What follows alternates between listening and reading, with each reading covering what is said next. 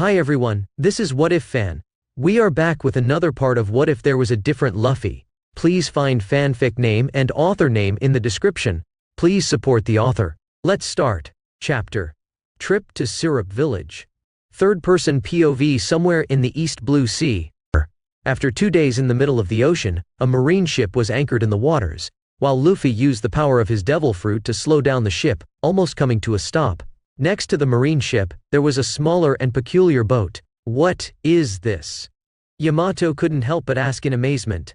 This is a speedboat, Luffy said proudly. He purchased it using the system, taking an existing model in this world, and adding a few modifications. The young man with the straw hat used his money from the shop system to buy and assemble a steam-powered speedboat. What's a speedboat, Luffy-sama? Shirahoshi looked curiously at the small peculiar boat with an engine at the back. This is a small motorized boat that can move faster than most boats in this world. It will be a secondary boat for the crew, mainly used by Lami as she delivers the heads of the pirates we captured while we were here in the East Blue, Luffy explained proudly. Incredible! Yamato exclaimed with starry eyes.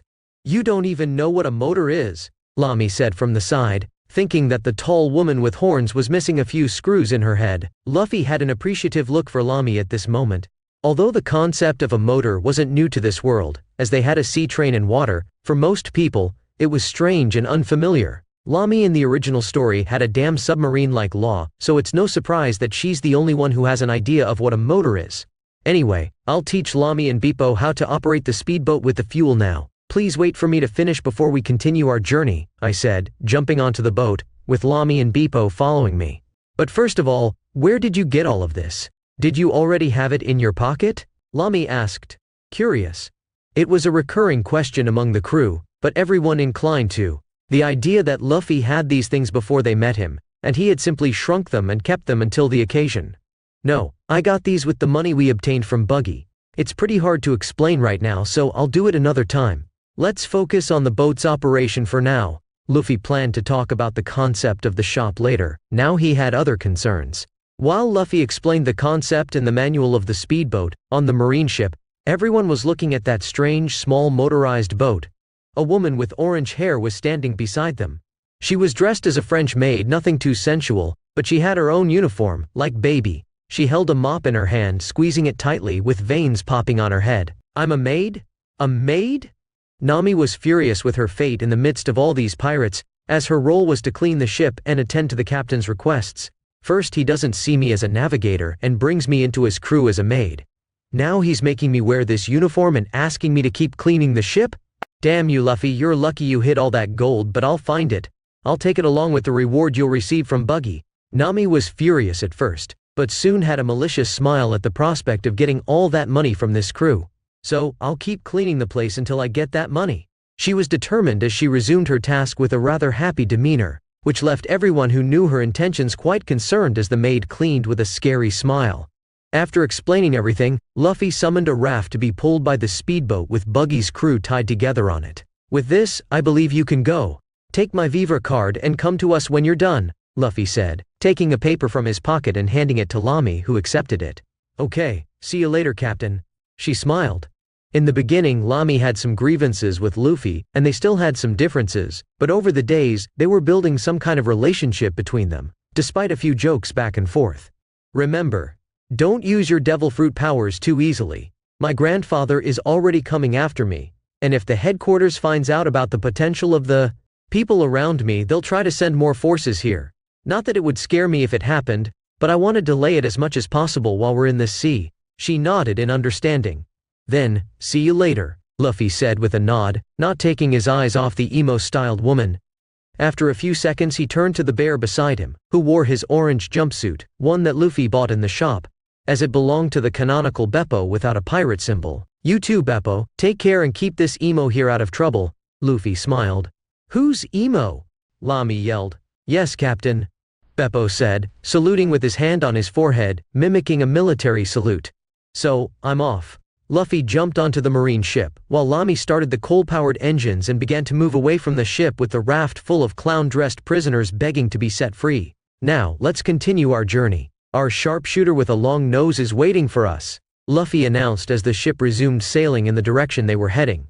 For the rest of the day, Luffy trained them with his powers, but this didn't include Nami. Luffy wasn't naive to her real intentions here, as was almost everyone else on the crew. He was just toying with the cat burglar.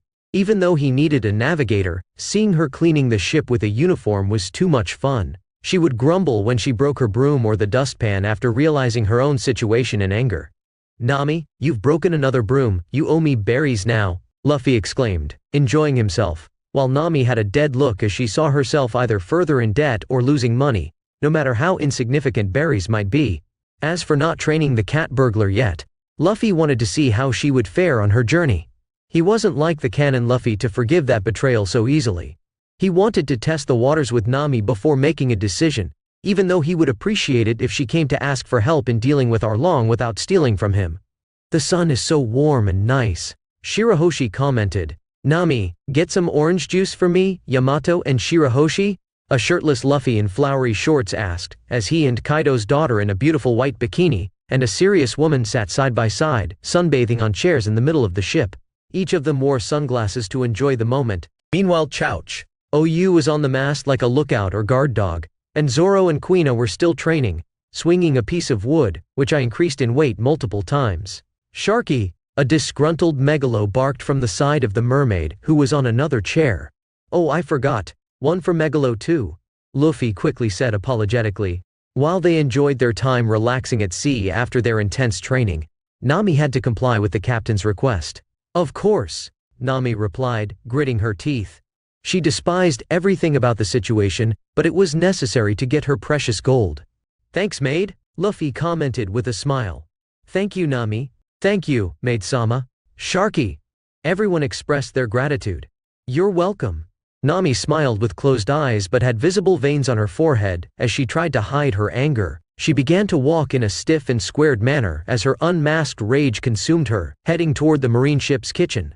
She pretends so poorly. How did she manage to steal from all those pirates? Luffy couldn't help but wonder internally as he watched her walk away from the group.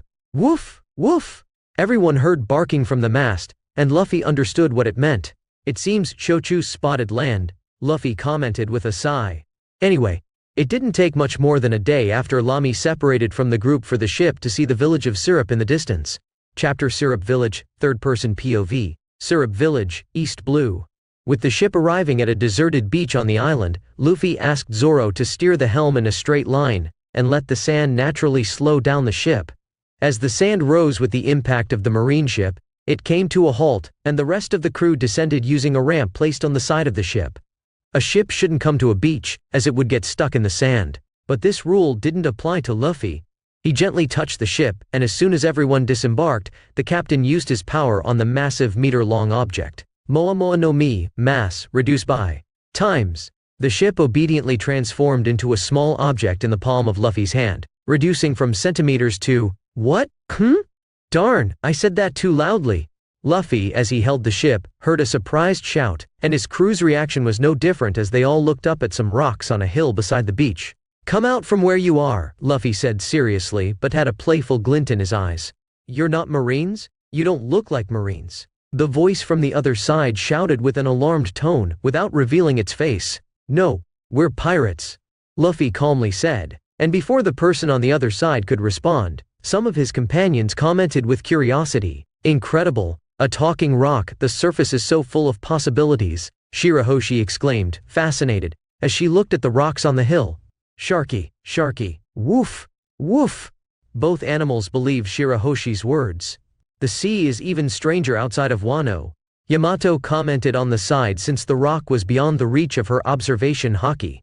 "Are you all really believing this?" Zoro lost his composure at this, while the other girls, Nami and Quina, had defeated looks at the naivety of the two other women.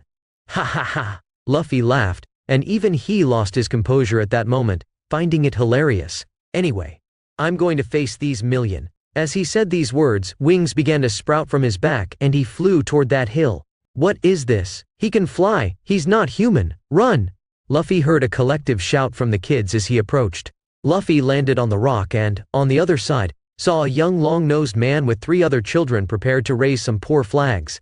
As soon as they saw him, the kids dropped the flags and ran toward the village, leaving the long-nosed man behind, who looked at Luffy as if he was going to die at that moment. "Yo!" Luffy greeted with a smile. "Ah, are you going to kill me?" Usopp asked in fear. "Of course not. I came to recruit you," Luffy said. "Huh? Recruit?" Usopp was stunned by this man who had barely arrived and spoke these words as if it were something normal. "Yes, I believe you have potential. How about joining my crew?" Luffy asked with a smile. Boom. "Is this our new crew member?" Yamato appeared at the side, startling Usopp even more. "Is he strong?" Yamato couldn't help but comment, scratching her chin. "It's clear that he's strong. I'm a brave warrior of the sea, the strongest with my fleet of million pirates." Usopp gained courage with Yamato's comment and spoke his delusions out loud. "Really?" Yamato asked, amazed. Looking for the other million people under Usopp's command, Luffy just sighed at that. "He's lying, Yamato. This island can't fit that many people to begin with," Luffy said calmly. Caught in the lie, Usopp started to sweat. "Luffy-sama?" Shirahoshi arrived at the scene flying. "A woman with a tail who can float?" Usopp exclaimed with comical eyes when he saw the princess. He had heard of a mermaid but didn't know the exact description. "Shirahoshi, cover your tail with the dress I gave you so you don't attract too much attention," Luffy said calmly. "Yes, Luffy-sama." She obeyed, lowering the dress to cover her tail. "Wasn't there more shouting here?" Nami asked, inspecting Usopp in the area since she hadn't seen the children shouting and running. By this point, everyone had already surrounded a scared Usopp. "Only a boy? Did he get Sharky? Woof! Who are you?" Usopp asked, still cautious about the presence of these strange people and animals who suddenly appeared. "We're the Straw Hat Pirates," Luffy led the conversation. "And what do you want here?" "We want to sell a ship. I heard there's a shipbuilding company here, so we came to this island," Luffy explained. "Yes, there is one. I know the owner, but you're not here to cause trouble, are you?" Usopp asked, still cautious. "We're pirates, we do what we want, but we're not here to loot towns and villages. That's beneath us," Luffy said seriously. "But then, since you're a brave warrior of the sea, why don't you join me and my crew? I need a good sniper, and you look like you might be one of the good ones?" Luffy asked again. Of course I am. But why do you want that?" Usopp looked at him incredulously since he knew deep down that he was weak, and no one expected much from him. "Because you have potential. And I know your father," Luffy said simply. "My father, really? You know my father?" Usopp couldn't be more shocked. "Of course, his captain gave me this hat. How about joining me on my adventures and finding him later? I can make you even stronger than your old man," Luffy proposed. I don't know." In the end, Usopp didn't agree, as it was all too sudden. And he had his life in this village, no matter how much his heart longed for adventures on the vast and unknown sea. Even looking at this unique group he never imagined seeing in front of him, he wanted to say yes deep down, but he was afraid of the unknown and was still attached to this place. However, he didn't reject Luffy's offer either. Luffy saw this and hoped to change his mind as he stayed on this island. Chapter: Syrup Village. Third-person POV. Village Syrup, East Blue. "Anyway, why don't you show us where this shipbuilding company is? I want to make some money with the ship we have." Luffy changed the subject, as he expected from Usopp. "Yeah, I guess that's fine." Usopp finally stood up from the ground, where he had been since he got scared when Luffy grew wings. "Wait a moment. How did you make that ship disappear, or how do you have wings?" Usopp yelled, now recalling all the strange things that had happened. "How does she have a tail? How is there a flying shark?"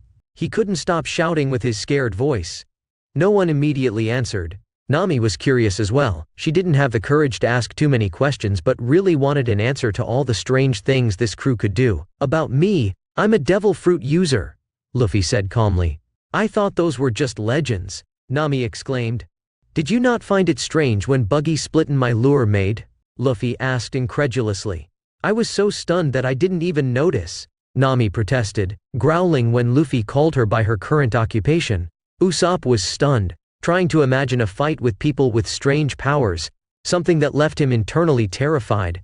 As for Shirahoshi, she's a mermaid, so it's normal for her to have a tail. "Haha," Luffy laughed and continued. "Her companion is Megalo. He's a very special shark. Sharky. And that woman with horns? How can there be so many different people in just one place?" Usopp couldn't help but exclaim as well at the giant and peculiar appearance of Yamato. "Isn't that normal? We're a pirate crew," Luffy announced with a smile. "That's not normal." Usopp, Nami, Kuina, and Zoro shouted at the same time. "Ha ha ha ha ha. How funny." Yamato spoke with a smile while laughing at the faces of the four. "But, anyway, can we go now?" Luffy asked, and in the end, Usopp nodded, seeing that this group didn't seem to be evil, just very strange and with personalities he never imagined. "Great, let's go everyone," Luffy said, following Usopp as everyone started to follow him. It didn't take long for them to enter the village, passing through the streets. They soon attracted a lot of attention with their group. "Hey, isn't that Usopp? But who are those accompanying him?" Some villagers suspected as the group passed through the city streets. "What beautiful women! I've never seen such beauty." Yamato and Shirahoshi attracted a lot of attention both from men and women. "Isn't that a Jolly Roger with a straw hat drawn behind the cloak of that tattooed man? Pirates? What? What are pirates doing here?" And Usopp is with them. Soon everything turned into a tumult, while Usopp was getting nervous about the gossip. His reputation was already not good among the people in this village, and now they were associating him with pirates. Luffy and the others didn't seem to care much, except for Nami, who didn't like pirates, especially when being called one. Anyway, they passed through the village and headed toward the large mansion near the port on a hill. As they approached the gate, a butler who looked very much like a human ram was watering the flowers in the garden next to a blonde young lady sunbathing in a chair. Usopp, and who are these? Mary stopped watering his plants as he noticed Usopp coming with a group of very unusual people and some animals following them. "Mary? Can you call Kaya?" Usopp asked the butler directly. "Usopp." Before Mary could respond, Kaya had already left her chair to see her storyteller friend. "Hello Kaya. I brought them here because I had some business with you. They said they wanted to sell a ship, so I guided them," Usopp said. "And who are your friends?"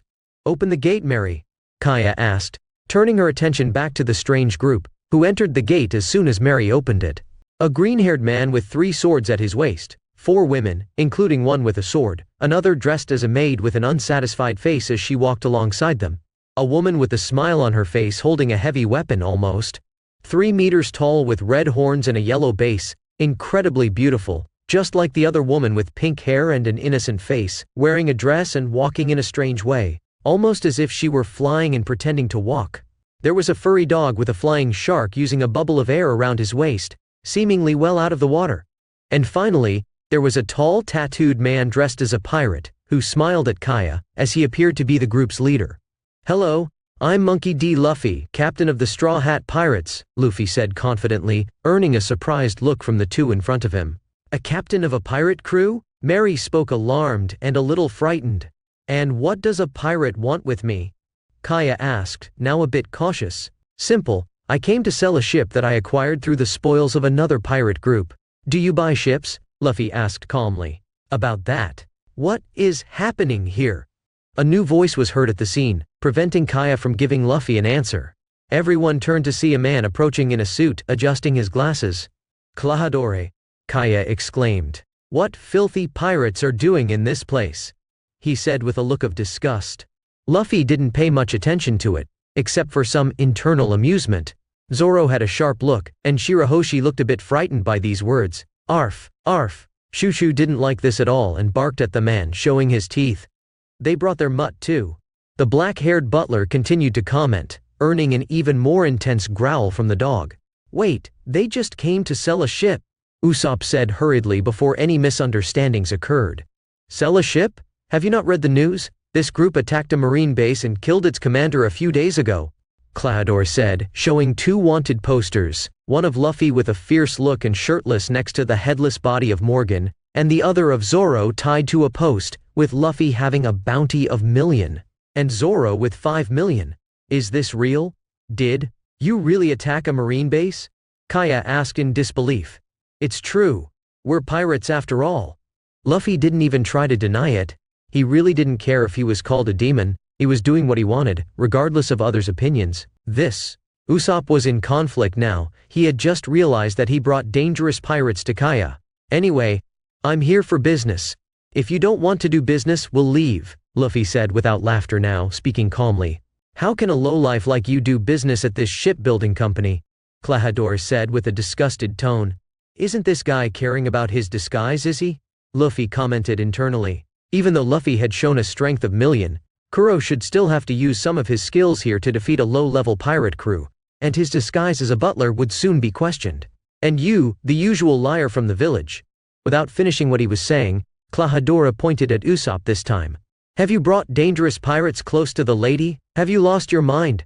I expected more, even from someone of your kind, he said with disdain. Wait, Klahadore, Usopp. When Kaya was about to defend Usopp, the butler interrupted her. You have to understand, miss, that he has brought danger to you here. This kind of scum always attracts others like him. It's no wonder your father is a bum on the sea. My father is… Usopp shouted angrily this time but couldn't finish.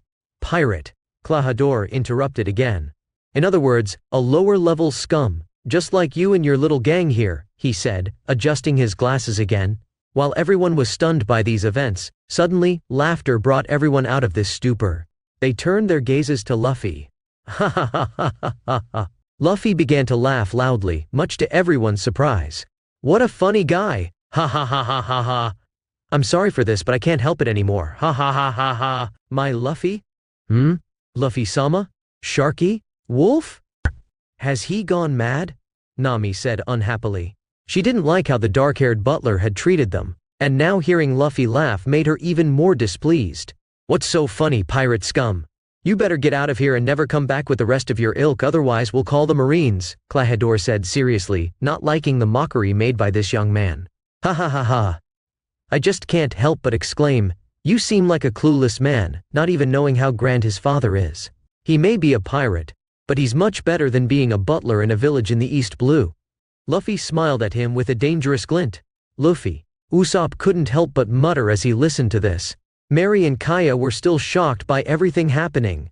But anyway, I don't care about your opinion, I'm a pirate after all. But since you're so bold in insulting me, my crew, and even my future crew member here, Luffy pointed to a stunned and cowering Usopp at his side. Prepare yourself for the consequences, Luffy simply said, a sadistic smile forming on his face, and then he disappeared from the spot.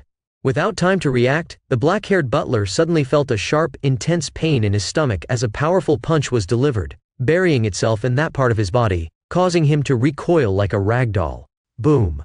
His body flew like a rocket, crashing into one of the mansion's walls.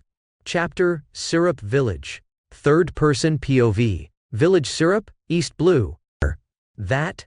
As the only thing they managed to comment on in the face of these sudden and unexpected events, Yamato was the quickest to react and equally surprised, just like the entire Straw Hat crew. Their captain, who had only come here to deliver a pirate ship to get some berries from Buggy's ship, was equally surprised by what followed. A butler who appeared suddenly started to insult them.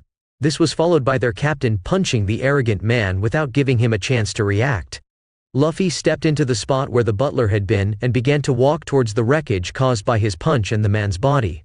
Despite the noise of destruction, everyone was still frozen in place by these sudden actions. As he walked towards the destroyed area, an arrogant smile began to spread on Luffy's face. In the wreckage, there was Klahadore, with torn clothes, broken glasses, disheveled hair and coughing up blood as he tried to breathe on the ground.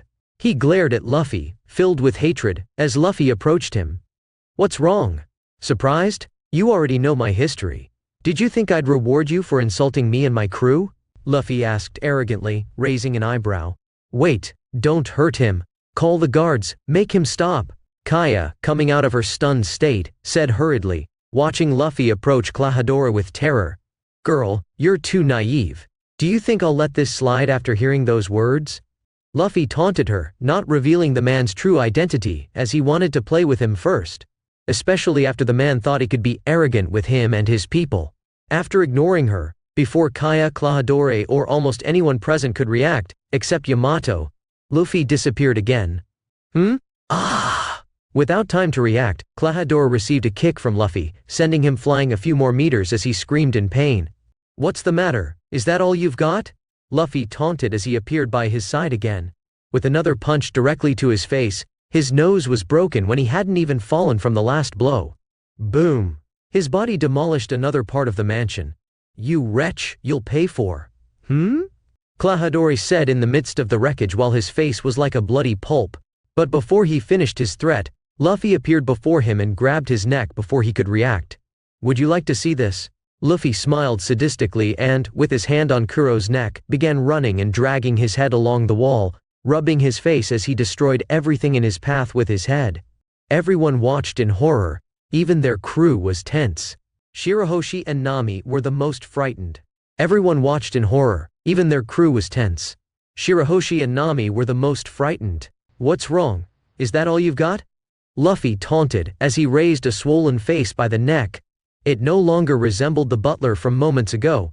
That face couldn't even speak anymore. It was the complete opposite of what it was moments ago.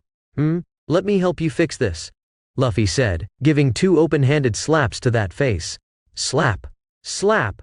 The sound of the slaps echoed strongly throughout the area, horrifying all the onlookers. Kuro was unconscious by this point. The slaps had been so strong that he collapsed. "How can you say you're helping by giving those slaps?" Everyone thought inwardly. "What's happening here?" At that moment, guards began to appear in the midst of this commotion, but they quickly became alarmed by all the destruction he had caused while holding Klahadore by the neck in one hand. "Don't worry, I'm done here," Luffy said as he tossed what was left of Kuro, as if he had spat out a terrible mouthful. He passed by a frantic Kaya who ran towards her butler and went to his still stunned crew. "Go away and never come back here, never." Luffy could hear Kaya looking at him with hatred, but he paid no attention to it. "You heard them, let's go," Luffy said with a small ironic smile, snapping everyone out of their stupor. "Usopp, you too, I don't think you're welcome here anymore," Luffy said to the long-nosed one, who looked at Kaya after these words. He saw her taking care of Klahadore, but occasionally glancing at Luffy and even at him with anger in her eyes. Swallowing hard, Usopp followed Luffy out of the mansion, feeling a bit guilty for what had happened. No one said anything during their walk. Instead of passing through the village, they took another path.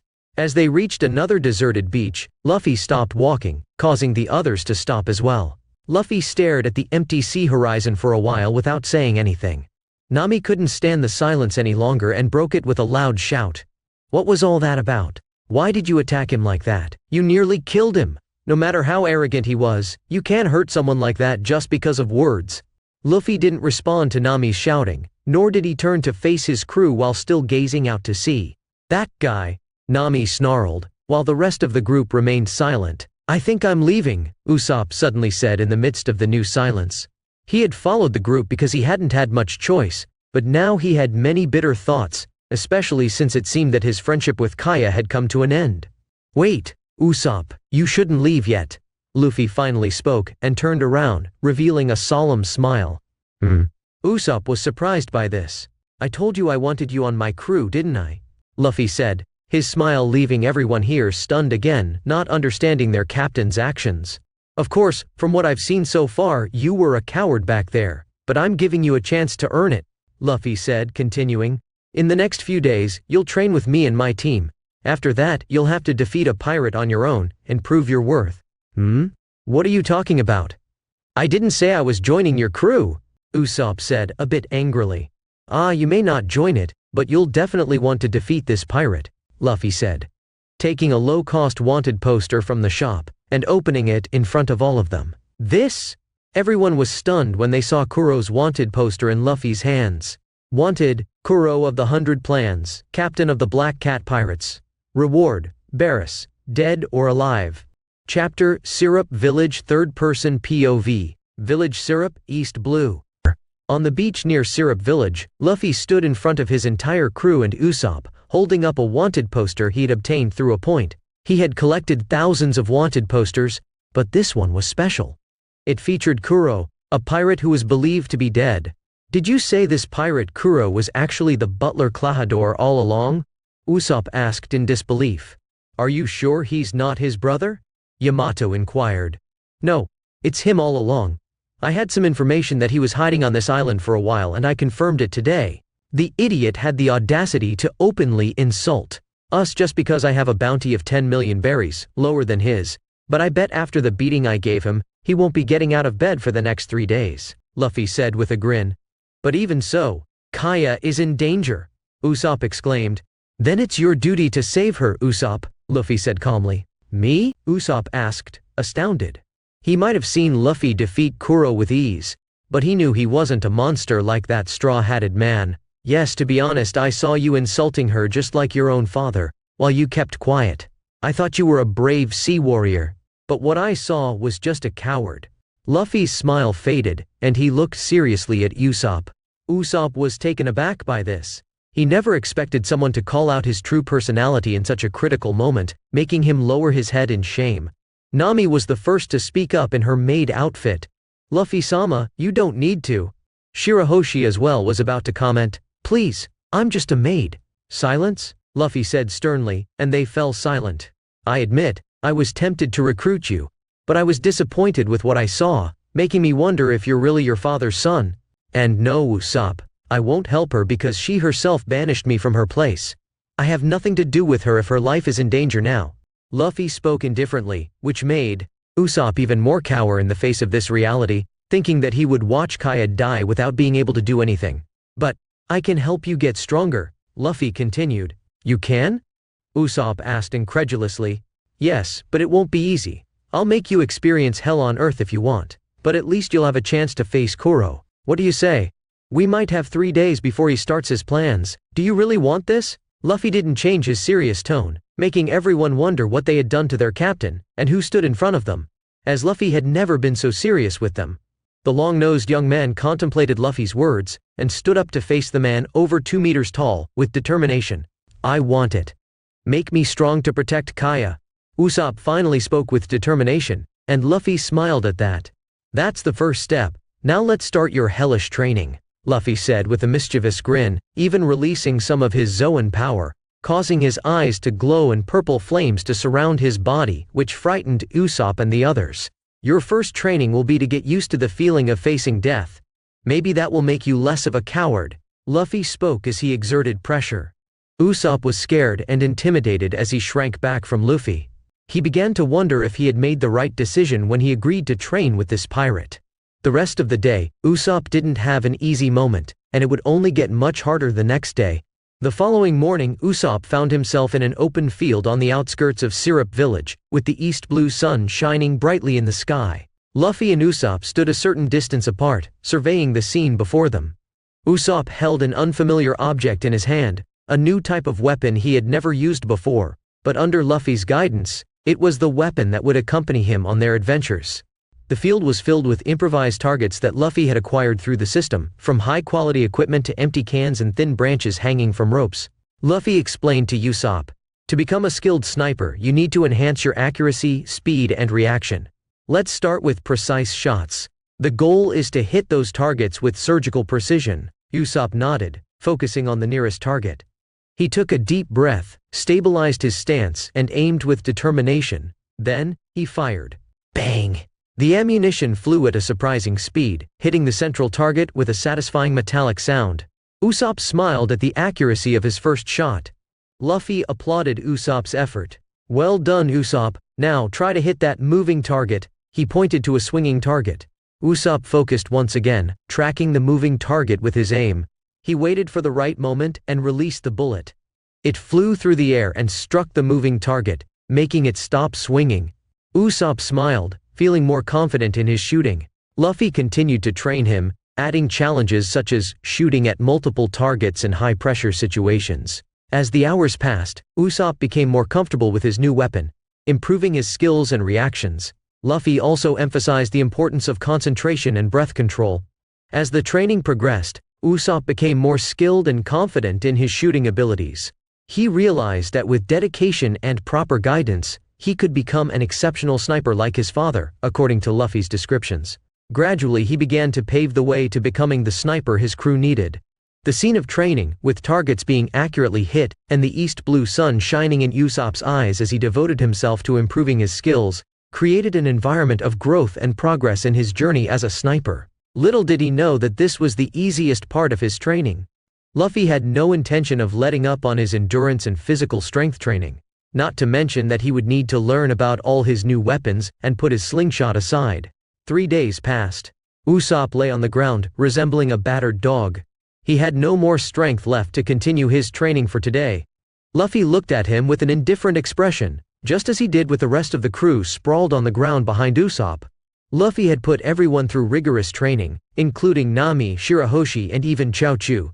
He trained Choo Choo in increased gravity and weights. Although the dog didn't have humanoid limbs, he could become stronger once he learned Haki.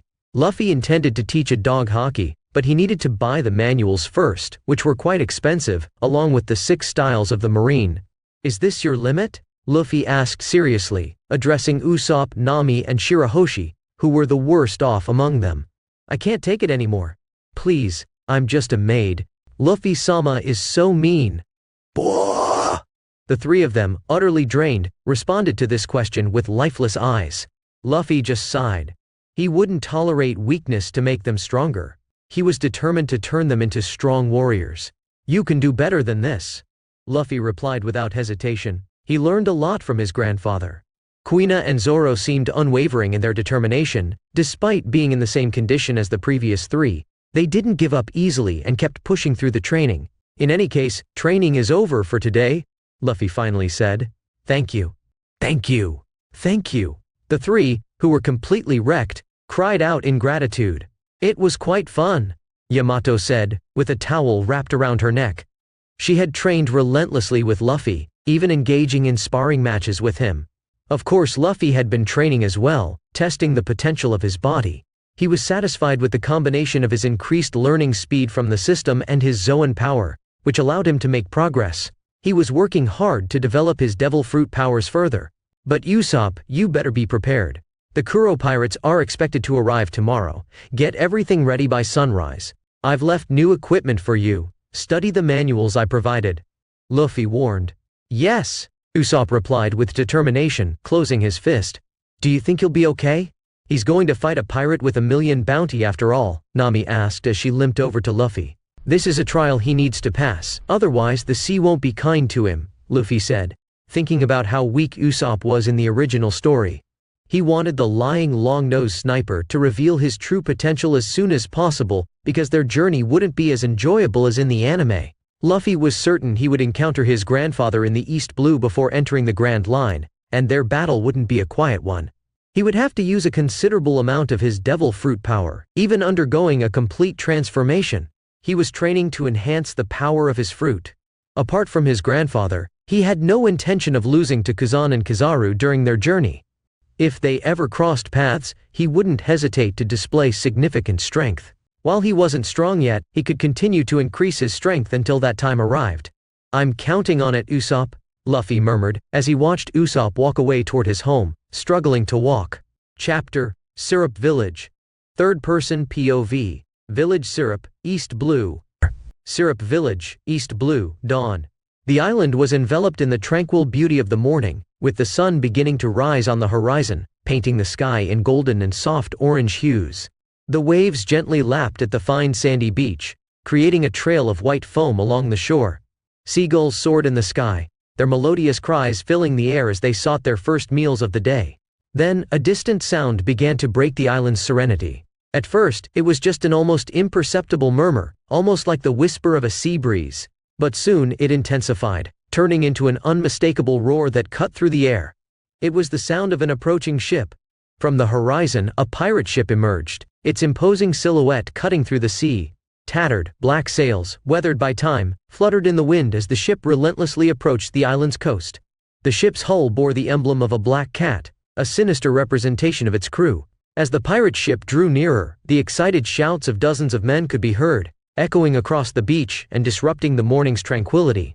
They were not welcome on that peaceful island, and their intentions were vile. They had been summoned by their former captain, Kuro, who had issued orders through a private Denden Mushi to attack the island. The Black Cat pirates were in action under the leadership of the vice-captain Django, who now commanded them as they waited on the beach. The men disembarked with a cruel determination in their eyes, ready to plunder the village. The arrival of the pirate ship cast a possible ominous shadow over the tranquil island, and the fate of the island was about to be decided by the events that would unfold next. After the ship finally stopped, they found themselves on a deserted and isolated beach. Here, the initial commotion began to subside, and they sought a safe place to regroup before launching their attack on the village. The scenery around them was impressive. The beach stretched across a peaceful sandy expanse, with few signs of human life or activity. The sound of the waves gently breaking against the shore echoed, creating an atmosphere of anticipation and tension.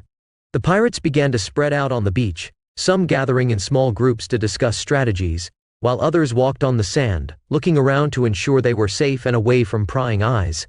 Their weapons were still at hand, ready to be used at any moment.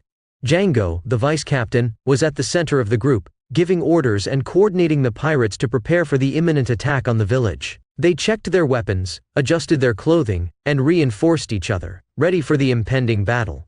They were the Black Cat Pirates, who were currently operating under the orders of the vice captain, Django, acting in secret for the past few years. "Let's go, everyone. Regroup with Captain Kuro before we invade the village," Django commanded with enthusiasm as they disembarked and gathered on the beach. "I see that you've arrived earlier than I imagined." A new voice interrupted the pirates' movements, surprising them, and at the same time, bringing relief when they recognized the voice's owner. "Captain Kuro, what happened to you?" Django questioned their former captain as he spotted him. Kuro stood before them, with much of his body wrapped in bandages and an arm immobilized by a splint, evidence of a recent injury. With a determined look, Kuro clenched his teeth tightly, still consumed by the memories of his humiliation and eager for an opportunity for revenge. "Some damn pirate showed up and did this to me," Kuro growled, echoing the memories of the events of the past few days. He remembered how he had contemptuously taunted a group of pirates with bounties lower than his own, only to be brutally defeated by their captain, with no chance of counterattack. The humiliation still burned in his memory. Kuro felt a burning rage welling up inside him, a rage that seemed to consume him after the terrible beating he had taken from Monkey D. Luffy. That defeat at the hands of the young man with the straw hat had been a devastating blow to his proud self-image. Kuro could barely bear the thought of how his grandeur and renown had been shattered by that boy with a straw hat. Every memory of that brutal fight, Luffy's precise blows, and the young pirate's indomitable power fueled his growing anger. He could never have imagined that he would fall to such an extent, to be brutally defeated by the group of pirates he had taunted. Now, Kuro was obsessed, his mind fixed on a single idea: revenge against the man with the straw hat who had dethroned him and reduced him to a pitiable state. "Anyway, let's start the attack. Django, come with me. I've already taken the necessary measures in the mansion, but I need your skill to get Kaya to sign the will documents," announced Kuro, his eyes shining with determination as they prepared to launch the attack on the village. However, before they could give the order, something unexpected happened, interrupting their conversation. Bang! A blast cut through the air, and a bullet fell with a clatter on the ground, right in front of the group of pirates. They all turned to the source of the attack, finding a long-nosed man perched on top of a hill about meters away. He was crouched, holding a rifle firmly, his eyes focused on the approaching pirate group. "It's you!" Kuro couldn't help but taunt when he recognized the man. "I didn't expect to find you here, Usopp, but it's a great surprise. I might even kill you before." Kuro couldn't finish the sentence when suddenly, one of the pirates in front of him took a shot to the head. The impact of the bullet caused blood to splatter on the scene, some drops even landed on Kuro's clothes, leaving him stunned. As Kuro tried to process this new information, Usopp, with his deadly aim, fired his rifle, proving that his skills were far more dangerous than Kuro had ever imagined. Shock and surprise were clearly reflected on Kuro's face as he tried to comprehend the surprising turn of events. Usopp had caught Kuro off guard, who had only expected to face a storyteller but found himself facing a skilled and deadly sharpshooter. He couldn't help but question Usopp's newly discovered capabilities, and this revelation made him realize that he had seriously underestimated the long-nosed boy. While Kuro tried to process this new information, Usopp, still crouched, took the opportunity to reload his rifle. The weapon, acquired by Luffy at the store, was a prototype created by Vegapunk, costing only points. It was a powerful piece of technology that outperformed the weapons used by the Marines, and the world government had not yet produced it on a large scale. Usopp, wasting no time, fired more precise shots at the Black Cat pirates. Bang! Bang! Bang! Bang! Bang! Bang! Bang! The gunshots echoed as Usopp relentlessly targeted the invading Black Cat pirates as they advanced along the beach. With determination, he fired accurate shots, ruthlessly taking down the invaders before an explosion occurred. Usopp's precise shots were like bullets guided by destiny, finding their targets with deadly accuracy. The roar of the shots was accompanied by the cries of pain from the pirates hit, one by one falling, The scene was a whirlwind of chaos and desperation, with the Black Cat pirates desperately seeking shelter. But Usopp showed no mercy. His focused gaze and unwavering determination did not waver, and he continued to eliminate his enemies with lethal precision, an impressive display of skill and courage amid the impending confrontation. Usopp demonstrated astounding marksmanship, taking down a dozen pirates with accurate shots. His weapon, with the ability to store multiple cartridges in the magazine, only accentuated his deadly skill. It was as if Usopp possessed an innate gift for taking down his targets, a skill that echoed his father's talent. While Usopp kept the Black Cat pirates at bay, on the other side of a hill, Luffy and his companions watched the scene with attentive eyes. "I'm quite satisfied with this now," Luffy murmured, unable to contain a smile. He had managed to awaken Usopp's bravest side, forcing him to confront his fears and take responsibility for protecting Kaya. Through rigorous training in recent days, Luffy had acquired an arsenal of weapons at the store, especially for Usopp. He spared no effort, subjecting the boy to tough training and forcing him to learn how to use all available weapons. Luffy wanted Usopp to understand that the world was not a place of childish dreams, and that he would have to be willing to get his hands dirty with the blood of his enemies if he wanted to protect Kaya. Despite the suffering Usopp had endured in the past 3 days, he was determined to protect Kaya, even if it meant staining his hands with the blood of the pirates. His determination to fulfill this mission and rescue Kaya was stronger than ever. Bang. Reload. Bang. Bang. Bang. Usopp turned out to be a natural master with weapons, something Luffy had already noticed. He lamented that in the anime, Usopp had been relegated to using his slingshot. "This is the kind of sharpshooter my crew and I need on my ship," Luffy commented, admiring Usopp's skills.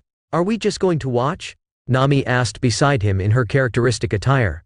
"For now, yes, but it looks like he might not be able to handle all of them." "Zoro, do you want to get in on the action?" Luffy asked Zoro. "Of course, it's been a while since I've fought, and I'm eager to see the result of my training." Zoro couldn't help but smile with anticipation. "Then go. Let Usopp deal with Kuro. I want him to surpass Kuro here." Luffy made the decision, and Zoro leaped from where they were towards the beach. Kuro boiled with anger. His plans were being thwarted by a boy he never imagined would be capable of killing someone. He looked around and saw a large number of his crew dead on the way, victims of the skilled sharpshooter. In his path, there were many bodies left behind as they tried to reach Usopp, who was on the hill. Kuro, consumed by rage, realized he had no choice. With fury, he used an ability he had developed, inspired by a theory he had seen in the styles used by the Marines and the CP, Rokushiki Soru. He advanced towards Usopp with only one arm, his claws ready to kill the boy once he was within his reach. Usopp, on the other hand, showed no hesitation. He looked seriously at Kuro's advance and dropped his rifle to pick up a military bag by his side. Kuro was stunned when Usopp removed pins from a strange object he couldn't identify and threw them on the path. The small, almost ball-shaped spheres fell in Kuro's way before he could reach them. However, he didn't have time to maneuver around these objects as he had already used his technique to approach Usopp. When Kuro was about to reach the spheres, he realized too late that they simply exploded, engulfing him in a sudden blast. "Boom, Captain Kuro!" The Black Cat pirates couldn't contain their shock and astonishment as they saw their former captain being engulfed by the violent explosion. "Let's go! Hurry, help Captain Kuro, it's just a kid."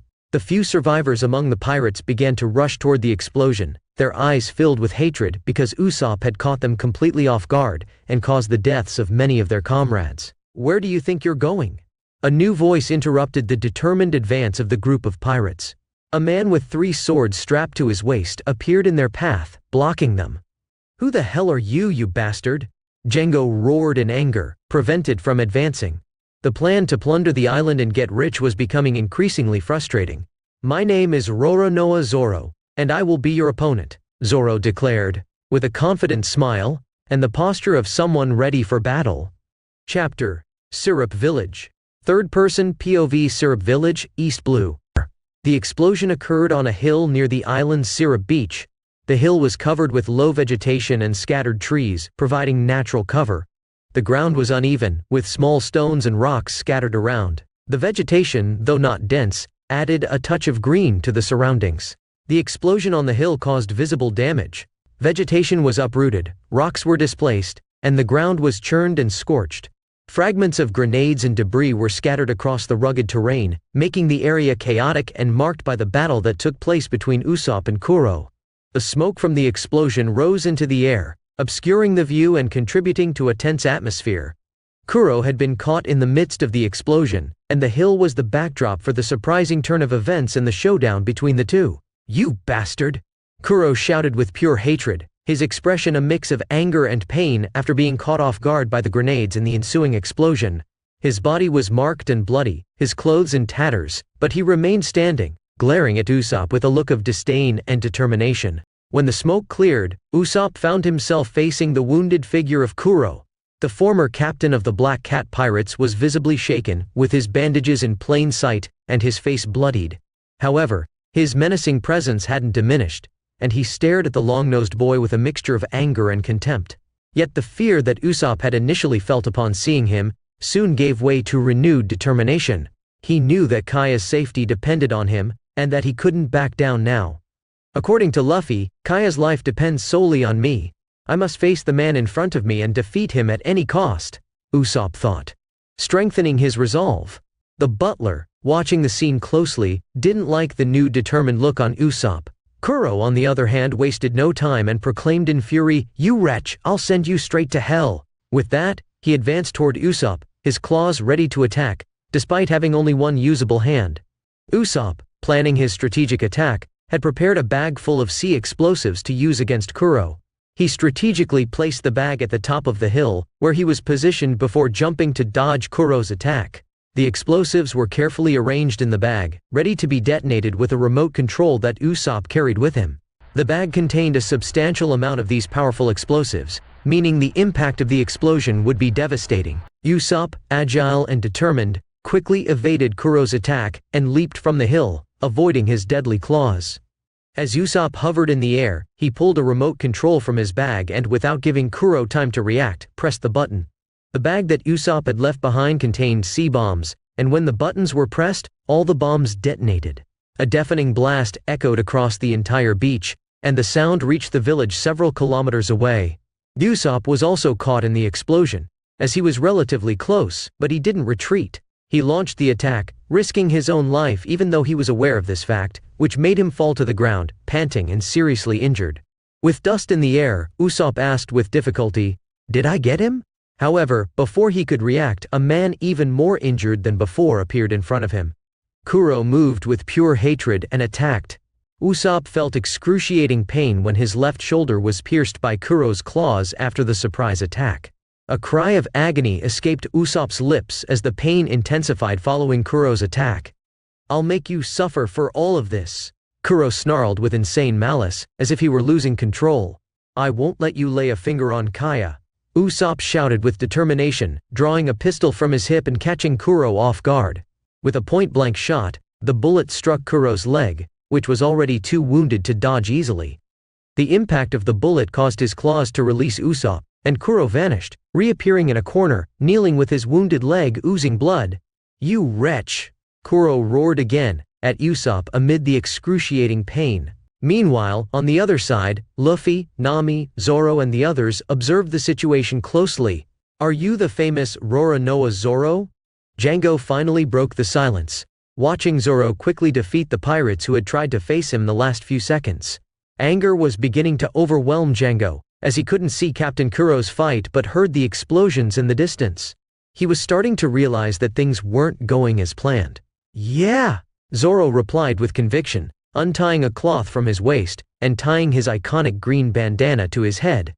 With one of the three swords between his teeth and the other two wielded in each hand, he looked determinedly at the group of pirates. "I will be your opponent," Zoro concluded, his eyes reflecting pure determination as he prepared to face his opponents.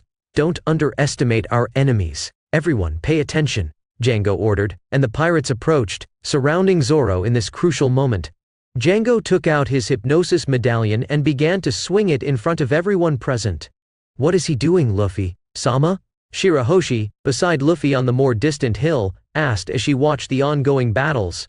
She had been worried about Usopp when he faced Kuro, but was relieved to see him exit the fight, even though injured.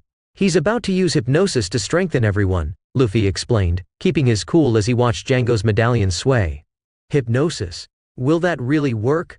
Nami asked beside them, expressing doubts about the effectiveness of this method. You'd be surprised at the results, Luffy admitted. He recognized the value of Django's ability, even though it wasn't his preferred style.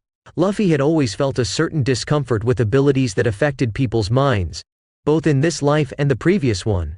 He would never consider Django as a possible crew member, despite this intriguing ability, as he disliked powers that tampered with people's minds. Returning to Django's scene, "You'll get stronger, stronger." When Django said these words, they began to become a kind of rabid animals, punching the nearby rocks, even cracking them with the sudden increase in physical strength. Nami was stunned. Shirahoshi just placed her hand on her mouth, equally stunned. Sharky. Woof. It's impossible. Quina couldn't help but comment. While the members by his side were stunned by the demonstration, Luffy turned his attention to an equally stunned Zoro and activated his devil fruit power. Moa Moa no Mi sound. Amplify times. Zoro, I see you're facing a challenge. Do you need help? Luffy spoke calmly, although his voice resonated across the entire beach with unexpected volume. The sudden sound explosion surprised everyone on the beach, especially his close companions, who had to cover their ears due to the proximity of the captain. Zoro, however, looked towards Luffy with determination. No worries, Captain. I can handle this on my own, Zoro responded, his voice filled with confidence, as he clenched the sword between his teeth even tighter and held the other two firmly in his hands. He was ready for battle and determined to face this challenge. After intense days of training, Zoro felt that he had made progress, and this would be the perfect opportunity to test the results of his hard work. Django, taken aback by the sudden sound explosion, diverted his gaze to the hill, realizing that now it wasn't just Zoro who would require his attention. Without wasting time, he immediately issued a loud and urgent command, while Zoro prepared for the showdown. Attack! He shouted, and with this command, the pirates launched themselves in Zoro's direction with threatening cries and roars. With a calm demeanor and focused eyes, Zoro awaited the approach of his adversaries. He kept the sword between his teeth, while the other two were ready in his hands, poised to be employed lethally at any moment. As the pirates closed in, Zoro remained steadfast and unwavering, ready to face them all. Each step the pirates took was a step toward the imminent confrontation, and Zoro was determined to prove his progress and skill in the upcoming battles. Zoro's katanas swirled deftly, creating a whirlwind of sharp steel as he moved in the heat of battle. He skillfully evaded punches and attacks with other weapons coming his way, using his opponent's strength against them. The metallic sound of blades colliding echoed across the battlefield, and Zoro maintained his unwavering concentration and fearlessness. The hypnotized pirates advanced on him, blinded by their loyalty to Django, and unable to perceive the disadvantage they were in. As Zoro's blades cut through them, some pirates fell to the ground, wounded or dead. The swordsman's ability was evident, and his fight was a deadly dance of steel. Django, on the other hand, was growing increasingly alarmed as he saw his crew being defeated one by one. His face showed concern, and he began to understand that he had seriously underestimated Zoro's power.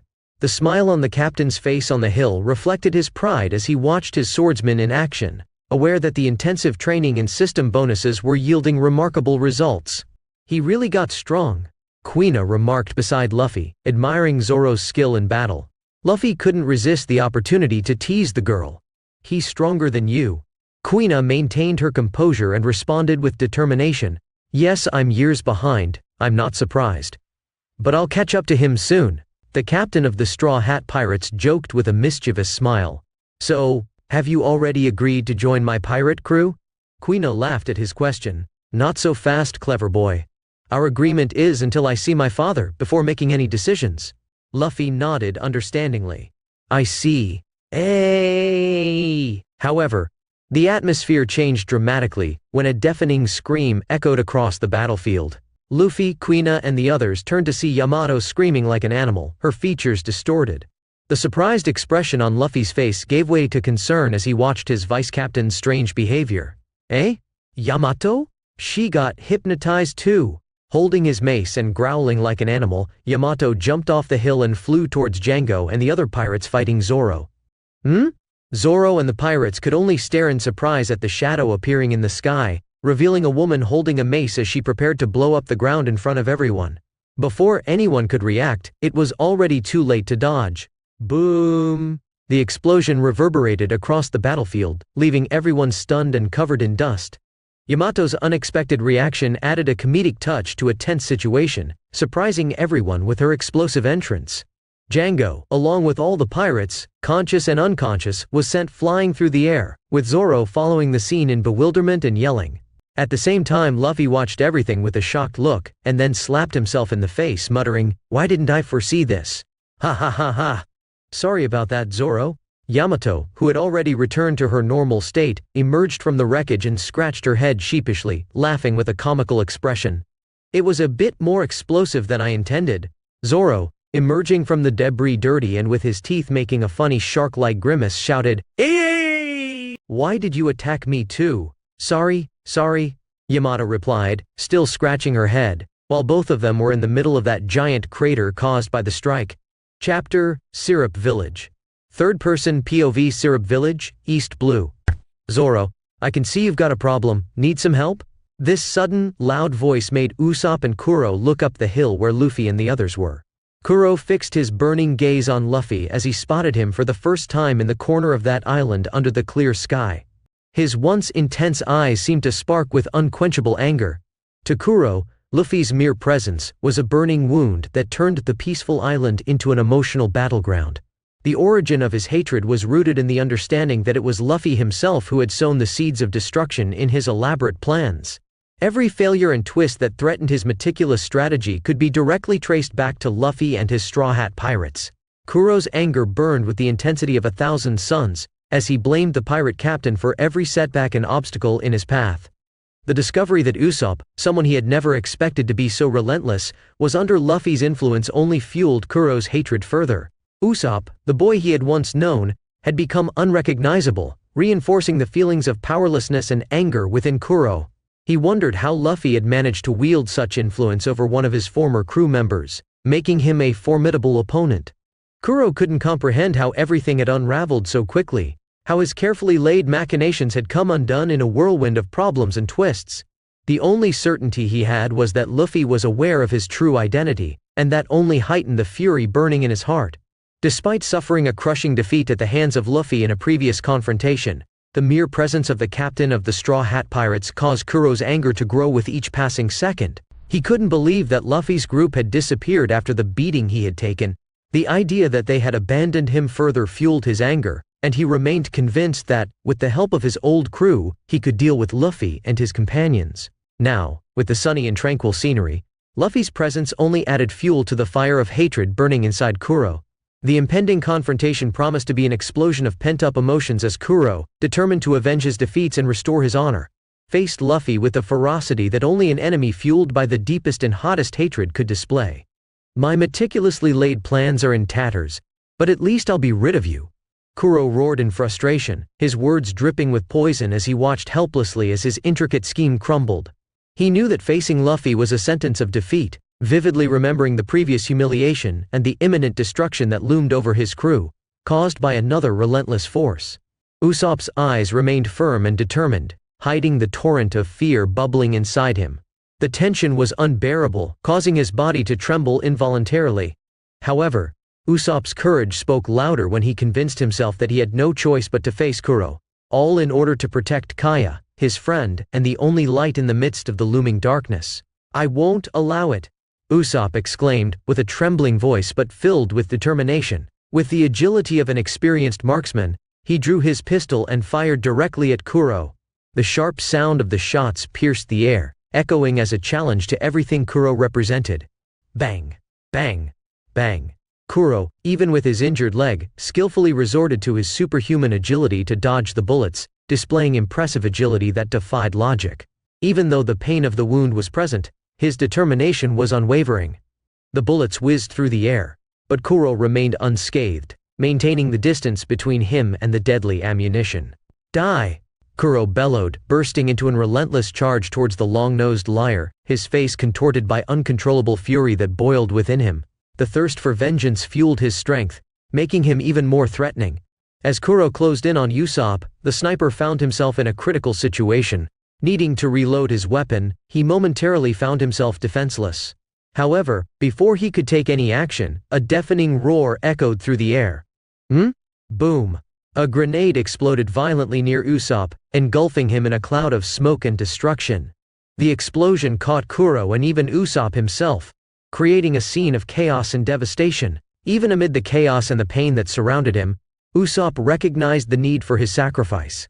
He was willing to endure any suffering to stop the vile pirate who threatened his friend and his island. The intense pain he felt became a tangible testament to his courage, a testimony of the price he was willing to pay to protect those he loved.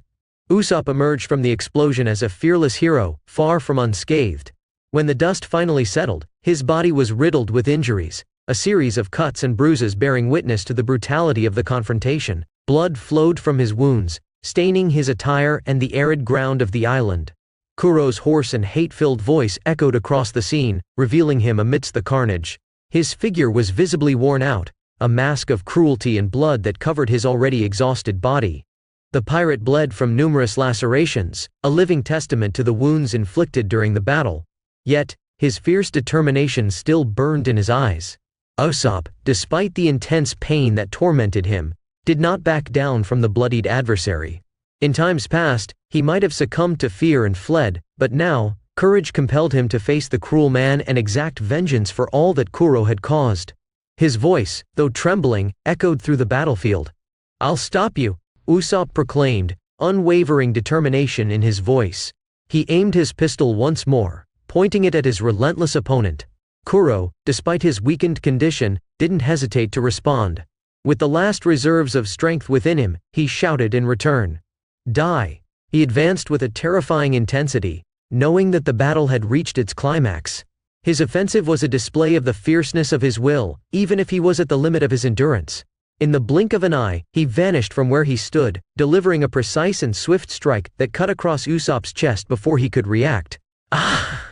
Usopp's cry of pain echoed through the scene as he fell backward to the ground, his skin tingling with the searing pain radiating from his wound. Kuro, with a cold and challenging gaze, uttered threatening words as he looked at Usopp, lying on the ground covered in blood. "I might lose or even die here, but at the very least I will kill you," he said coldly, his voice echoing in the tense air. However, just as he was about to strike Usopp's head with his deadly blades, a small pebble struck his head, causing him to pause and turn his gaze in the direction of the thrown object's origin. There stood Kaya, tears streaming down her face as she held another stone on the ground, determined to interrupt the imminent atrocity. "I won't let you kill Usopp," Kaya shouted firmly, her voice trembling with fear but resolute to face the danger on behalf of her friend.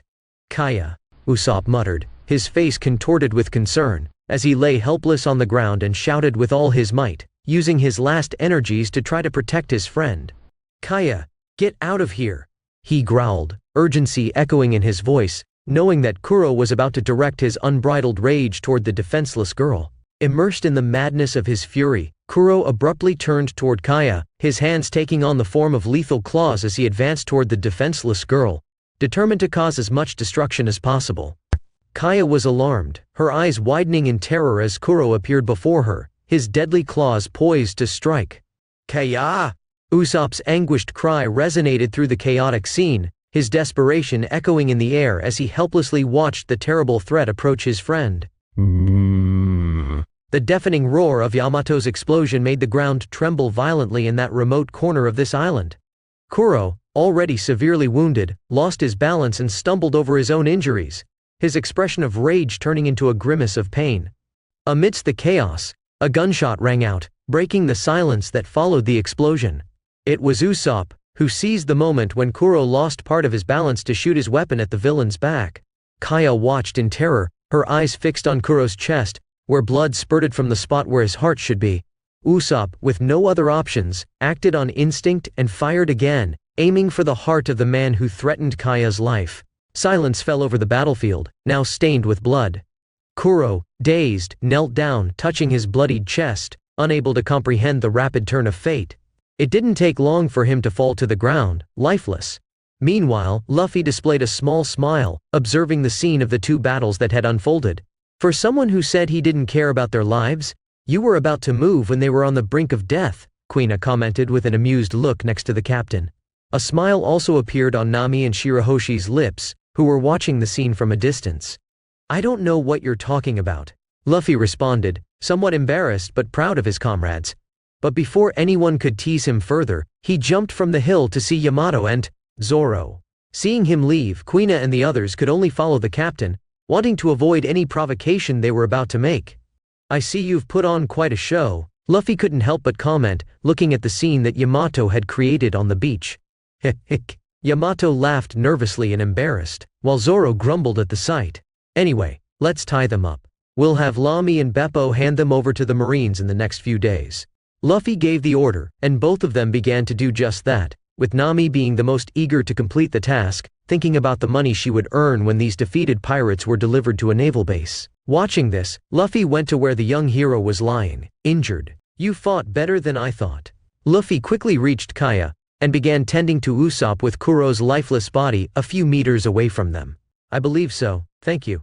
It was the only thing Usopp managed to say, as he looked as bad as he did when Luffy saw the birth of God Usopp in Dressrosa. Thank you for helping. Kaya couldn't help but comment as she inspected the long-nosed man's injuries. Don't worry, I wanted to see if my future sharpshooter was worthy to face the sea, which will be much harder than this battle. At least here, I wasn't disappointed. Luffy commented with a smile. Usopp just nodded in silence. It didn't take long for them to move Usopp to Kaya's mansion. After all the pirates were tied up. With the convulsion resolved, Mary prepared a banquet for the group to celebrate the victory in such a difficult moment. The butler was quite wounded, as Kaya had found him injured by Kuro before heading to the beach. Chapter: Syrup Village. Third-person POV Syrup Village, East Blue. A few hours later, the group gathered at Kaya's mansion. The tension that had dominated the previous moments had given way to a sense of relief and gratitude for having averted the imminent danger that loomed over the village. The battle against Kuro and the desperate fight to protect the peaceful Syrup Village were still fresh in the minds of Usopp and Kaya, but most of the village residents remained unaware of the true peril they had faced. Usopp, injured during the confrontation, had been brought back to the mansion and was being taken care of. Kaya's emotional reunion with her friend, who had risked everything to protect her, had been a touching moment. You're really a mermaid, Kaya exclaimed in amazement as she saw Shirahoshi's tail on the sofa, revealing the secret the princess had guarded so carefully. Surprise and admiration shone in her eyes as she beheld the majestic mermaid tail. Yes, I am, Kaya-sama, the princess responded with a shy tone, her voice revealing a mix of pride and humility in the face of recognition. Nami's announcement added extra excitement to the atmosphere. So for our help, I believe we deserve at least 1,000,000 berries, Nami exclaimed, referring to the payment for the assistance provided. Her eyes sparkled with the prospect of a reward, while Mary, who was sitting in a corner of the room, watched with a surprised expression at the audacity of the group's current maid. The atmosphere in the mansion had transformed into a space of celebration and gratitude. The group came together to celebrate the success of their mission in helping Kaya and the village rid themselves of the threat posed by Kuro and his gang. The tense mood that had dominated the village had been replaced by a feeling of relief and gratitude, and everyone enjoyed this moment of shared joy. The atmosphere in the mansion was relaxed as the group enjoyed a brief moment of peace and celebration. They all settled in, savoring the delicious treats Mary had provided, demonstrating that her culinary skills extended beyond making tea. This tea is delicious, Mary, Kuina commented serenely while sipping her favorite drink, maintaining a dignified posture that set her apart from the others. The sake is great too, Zoro added, drinking directly from a barrel, his throat burning from the liquor he enjoyed. Meanwhile, Kuina couldn't help but make a playful comment. And to think that idiot Zoro has become an alcoholic. What's the problem? Sake is really good, Luffy chimed in cheerfully, drinking from another barrel nearby. However, Kuina couldn't let the opportunity pass and complained again. Great, the captain is an alcoholic too. Woof, woof, Sharky. However, the relaxed atmosphere was abruptly interrupted when the group's pair of pets, the shark and the dog, began to express their displeasure with barks and growls. Zoro, curious, asked, "Why are they so mad?" Ha ha ha ha ha. It's because I ate most of the food, Luffy proudly replied, his eyes gleaming with satisfaction. Although he didn't consume food with the same voracity as the original Luffy, his body still required a significant amount of food to maintain his manatee form. His insatiable appetite was a notable characteristic, and his joy at the meal was evident on his face. Kuina watched the scene with a perplexed expression, not surprised to see that the captain was also a voracious glutton just like his friends. No surprise there, the captain is a glutton too, she muttered, somewhat lost in the midst of the gastronomic festival. Luffy laughed merrily, ignoring Queena's observation. Hehehehe. Don't worry, there's more food, Mary. Ask for more food, Kaya suggested with a warm smile, appreciating the lively interaction among her guests. However, the relaxed atmosphere was momentarily disrupted when Nami noticed Yamato eating raw fish. She exclaimed, leaving Mary behind and pointing with disbelief at Yamato's unusual meal. Hey! Why are you eating that raw fish? Yamato looked at Nami and, with her mouth full, replied with a muffled voice, It's Odin's favorite food. She picked up a piece of salmon and savored it. Nami was clearly perplexed. Who? Yamato tried to explain, but her mouth full of food made her words unintelligible. Nami shook her head, feeling frustrated with Yamato's lack of clarity, and then ignored her, turning her attention back to the food and the pirate group she had infiltrated. Meanwhile, Usopp was sitting alongside the animals, sharing stories and laughter with the group, despite his injuries, which had been properly bandaged after the intense battle. His eyes roamed the scene, absorbing the nuances and peculiarities of that eclectic group. Usopp couldn't help but notice the special dynamic that existed among these people and animals with such diverse personalities. The room was filled with an atmosphere of camaraderie and mutual respect. Despite their striking differences, they seemed perfectly in tune, like a true crew. It was hard for Usopp to believe that they had come together and formed this bond so quickly, in just a few days. So this is how crews are, Usopp murmured to himself, his voice almost a whisper as he reflected on what he saw. He looked at his own hands, which he observed with a glint of realization in his eyes. Those hands were witnesses to the changes that had occurred in the past few days. He had finally found the courage to protect what he considered most precious, a desire rooted in his childhood, which had led him to aspire to become a brave sea warrior. Now, he glimpsed the possibility that this dream was not as far off as he had imagined. Kaya waited for the opportune moment and, amidst the atmosphere of camaraderie that pervaded the room, she addressed everyone with words of gratitude and reflection. Her tone was gentle and cheerful, a contrast to the concerns that had haunted the village before.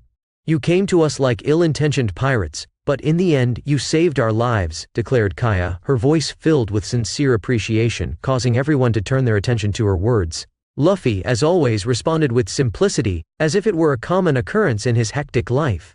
It was nothing. At first we came here to sell a ship. It was mere luck that we found someone with so much potential and a butler hiding his true identity. Luffy's unpretentious comment brought a smile to Kaya's face. She admired the casual way Luffy treated remarkable deeds, as if they were nothing more than everyday actions. However, the impact of Luffy's words did not go unnoticed by Usopp, who was still stunned by the idea that someone would believe so much in his potential, something that had seemed unattainable until then. Kaya was not about to let the gratitude go unexpressed. She made a surprising announcement. Even so, all of this resulted in saving our lives. As a token of my appreciation, in addition to buying your ship, I intend to gift you with your own vessel. Kaya's generous gesture was even more striking, considering that Luffy and his crew had acquired their ship by stealing it from the Navy. Her sincere words and the gesture of gratitude demonstrated how much she valued the help they had provided to the village. Luffy expressed a genuine smile, although his thoughts on the matter were a bit more complex than his initial reaction suggested. Initially he had hesitated about Kaya's offer, considering that the merry-going was not originally designed for the challenges of the New World, or sailing in waters full of similar dangers. He pondered the possibility of declining the ship and asking for money instead, with concerns that acquiring a ship that didn't perfectly fit their needs might end up being a burden, forcing him to abandon it in the future. However, a viable alternative soon emerged in his mind, thanks to the system that assisted him on his journey. An option where Luffy could pay for the ship's refurbishment with his points, shaping it and making it more powerful according to his needs. This prospect convinced him to accept Kaya's ship gladly.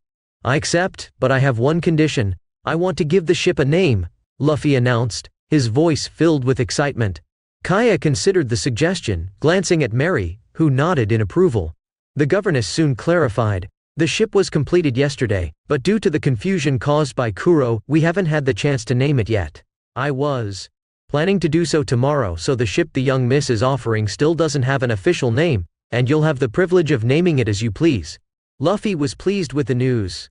He wasn't interested in keeping a name like Merry Going or Sunny Go. Although there was nothing wrong with those names, they didn't match his personal style. He aspired to something more powerful and iconic, like Whitebeard's Moby Dick or Goldie Rogers' Oro Jackson. The opportunity to choose the name for his own ship was a chance he welcomed wholeheartedly. "Perfect. I'm looking forward to naming our ship," Luffy declared, radiating joy and anticipation. The celebration continued throughout the night, turning Kaya's mansion into a place of joy and celebration. The mansion was alive with laughter, animated conversations, and the echo of shared stories among the eclectic group that had gathered to celebrate the victory over Kuro and his gang. As the night advanced and the celebration banquet went on, Luffy and Zoro consumed numerous barrels of sake and other alcoholic beverages, showing little restraint. Their loud laughter and drunken antics stood out among the others as they competed to see who could drink more. While the party continued to be lively, Shirahoshi, the young mermaid, was enchanted by Kaya. The girl, who had lived most of her life in isolation and confinement, found in Kaya someone who understood and shared her life experience. She felt immediately drawn to Kaya's generosity and the warmth of her heart, which welcomed her as part of the celebration. The heroes of the day, exhausted but happy, shared stories about their adventures, funny memories, and details of the battle against Kuro and his gang. There was a sense of unity and camaraderie, as if they had formed an improvised crew for one night. Smiling and grateful faces filled the room, and the bonds that were formed that night seemed unbreakable. As the night neared its end, sleepy eyes replaced the lively gazes. The celebration finally came to its conclusion, and one by one, the participants bid their farewells and went to their rooms to rest. Luffy woke from his slumber in Kaya's mansion, finding himself ensnared in the warm embrace of Yamato, who was softly snoring in one of the guest rooms. With considerable effort, Luffy managed to free himself from Yamato's grip, still feeling somewhat taken aback by the unexpected gesture from the princess. He then focused on straightening his clothes, which had been wrinkled by the embrace. As he adjusted his attire, Luffy glanced out the room's window, observing the peaceful scene outside. His eyes settled on Usopp, who was walking in the mansion's yard with his bandages visible. The captain of the Straw Hat Pirates saw this situation as an opportunity to test the young sharpshooter's courage and determination, to determine if he would be a valuable addition to the crew. "Hey!" Luffy greeted, causing Usopp to jump in surprise at his sudden appearance. Luffy," Usopp nearly shouted in surprise. "I remembered that you were alone here and thought we could talk," Luffy said with a friendly smile. "Talk?" Usopp asked, curious, although he already suspected what it was about. "Yes, talk. I want you to join my crew, but I won't force anyone to enter it. However, I believe in you, Usopp. I'm sure that if you join us, you'll become a brave warrior, respected in every corner of this world. It'll be a challenging path, with trials and suffering, but I'm confident you'll overcome it all. If you accept, your dreams will come true." Luffy spoke with confidence, his faith in Usopp clear in his words. Usopp looked at Luffy with a mixture of surprise and apprehension. "What if I'm not strong enough, Luffy? What will happen then? What if I'm just a burden to all of you?" Luffy responded with a calm smile. "Don't worry, Usopp, you're already strong and I'm sure you'll become even stronger. We're here to support each other. No matter how tough it gets, we'll face it together. Plus, I've seen your courage. You stood up to Kuro to protect your friend, and now you're willing to embark on an adventure with us. I believe in you, and I'm sure you'll be an amazing addition to our crew. So, what do you think?" Usopp reflected for a moment, recalling all the experiences of the past few days. It was a chance to pursue his dreams alongside reliable and strong people, like those he had crossed paths with. I want to join you," Usopp declared, overcoming his hesitation. He was determined to embark on this adventure, and knew that, with that group, he could achieve his goals. "That's great." Luffy celebrated, excited about Usopp's decision. "Now, we're officially crewmates. Get ready for many adventures, Usopp."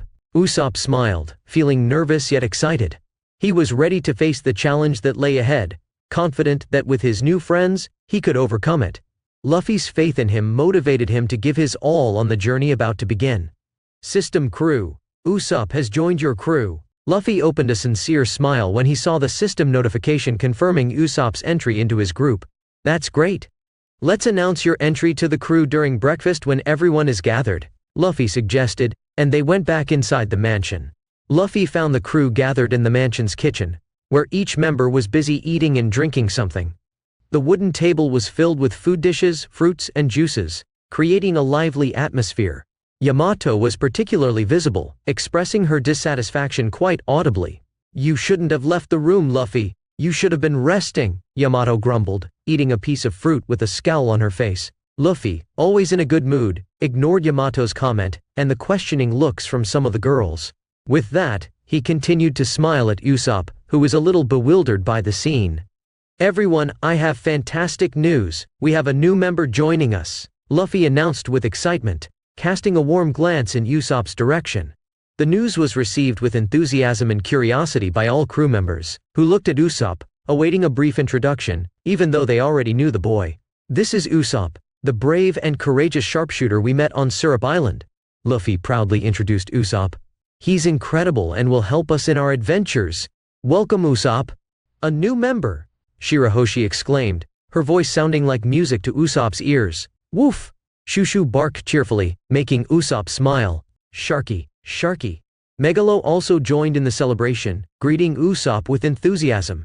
Zoro greeted Usopp with a simple nod of his head, but there was a hint of recognition in his eyes. "Ha ha ha ha, we have a new crewmate." Yamato expressed her joy with a warm smile, despite her earlier complaint. Nami and Kuina remained silent, observing the scene with neutral expressions, but they couldn't help but smile at Usopp's happiness. Kaya, seeing the warm interaction between the crew members, felt a twinge of sadness in her eyes, knowing that her friend was about to leave in pursuit of his dreams. However, Usopp's happiness was contagious, and she couldn't help but be happy for him. "Thank you. I think," Usopp responded timidly, still processing the warm reception from his new crew. Luffy made the announcement with his typical enthusiasm, but with a touch of seriousness. "Anyway, let's save the celebration for the ship. We're leaving as soon as possible, so I'd like Usopp to prepare his farewell and collect any equipment that is still useful from the fight against Kuro. Meanwhile, the rest of you should also get ready. I'll take care of business with Kaya and Mary here," Luffy communicated, making it clear that time was of the essence. "Wait, let me go with you," Nami quickly shouted, showing her eagerness to handle financial matters. "All right, you might be useful." Luffy thought for a moment and agreed to the idea of taking Nami with him. He knew that Nami had a talent for squeezing every bit of money out of any situation, and he didn't want to miss the opportunity to make the most of the people's generosity in front of him. Chapter: Syrup Village. Third-person POV. Syrup Village, East Blue. The atmosphere in Syrup Village, located in the East Blue, was filled with its usual morning weather. Mary opened a suitcase in front of Luffy and Nami, revealing its contents with a dramatic gesture. In the blink of an eye, the distance between Mary and the duo seemed to widen as he stepped back. Nami couldn't help but wear a mischievous demon-like smile. Even her hair seemed to come to life, forming two figurative horns on her head, emphasizing her cheeky expression, which Luffy noticed with an amused smile.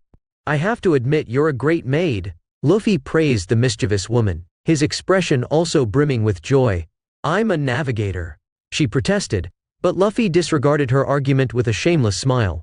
Before them lay a suitcase full of berries, the common currency in the world of One Piece.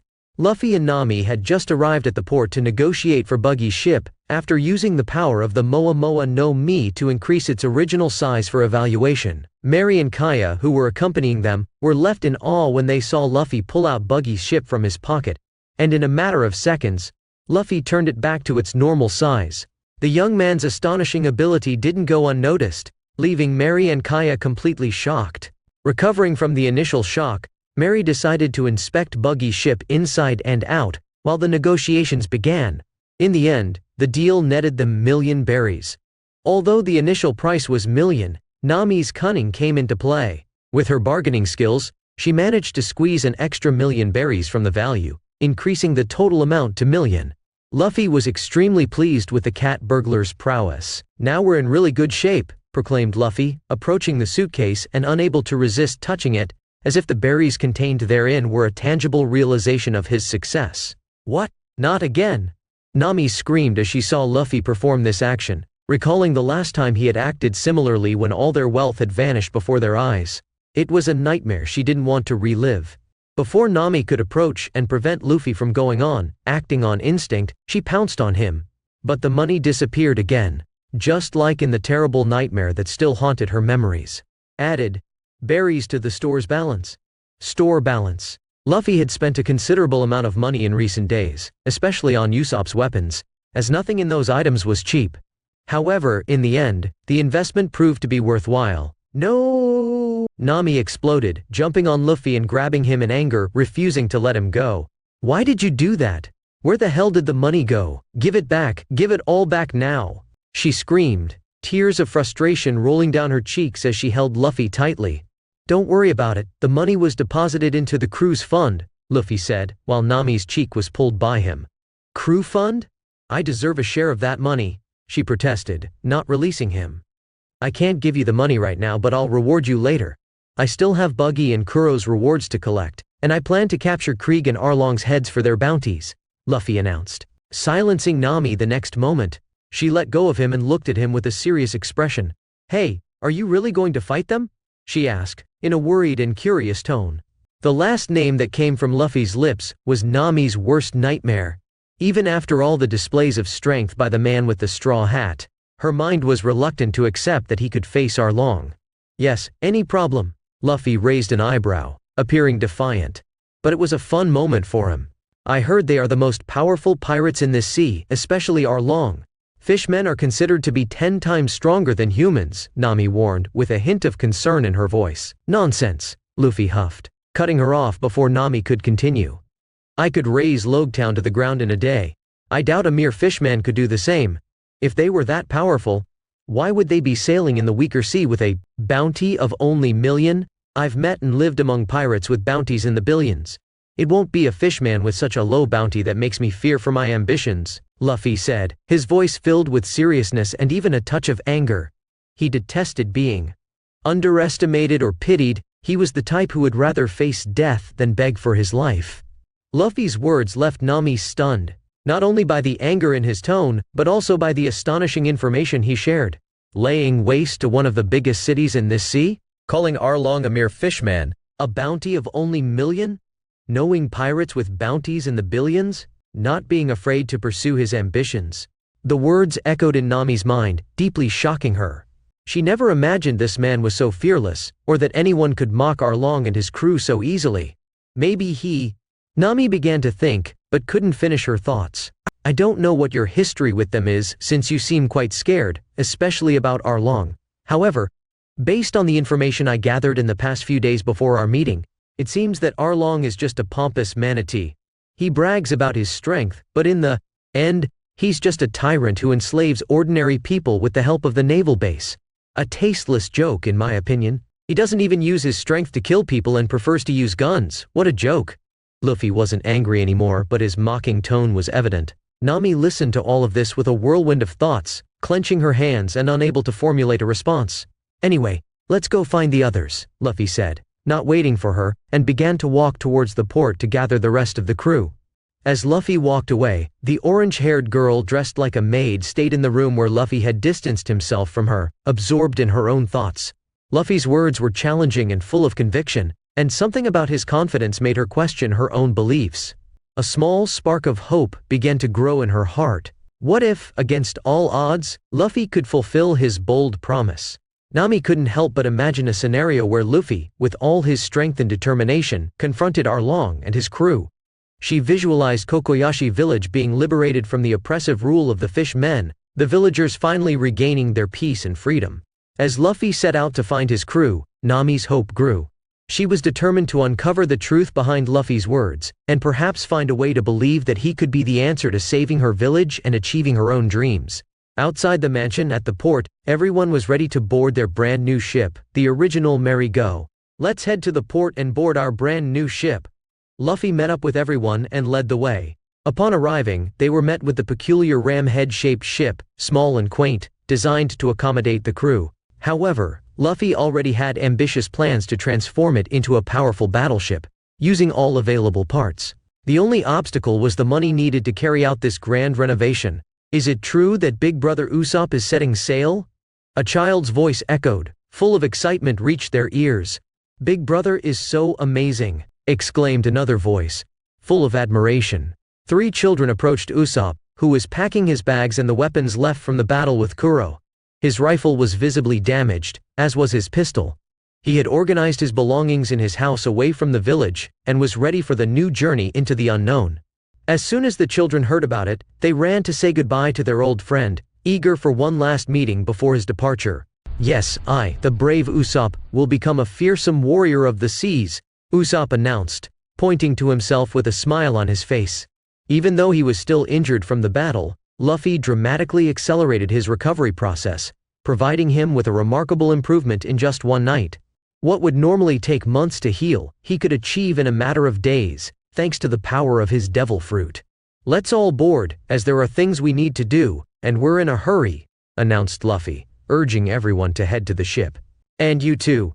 Kiss already, we're waiting on the ship, Usopp, Luffy added, catching Kaya and Usopp by surprise with this comment as he turned and walked away, interrupting the farewell moment they were about to share. To a rather embarrassed moment. Kiss. They both responded simultaneously, their faces blushing like peppers as they were taken aback by Luffy's unexpected suggestion. Hey Luffy, I can't fit through one of these doors, Yamato complained, frowning with frustration since she was too tall for the ship's doors. Don't worry, I'll swap our current vessel for a marine boat when we're farther away from the island. We don't want trouble if they see us with a stolen military boat at the port. That could draw unwanted attention to the island as well.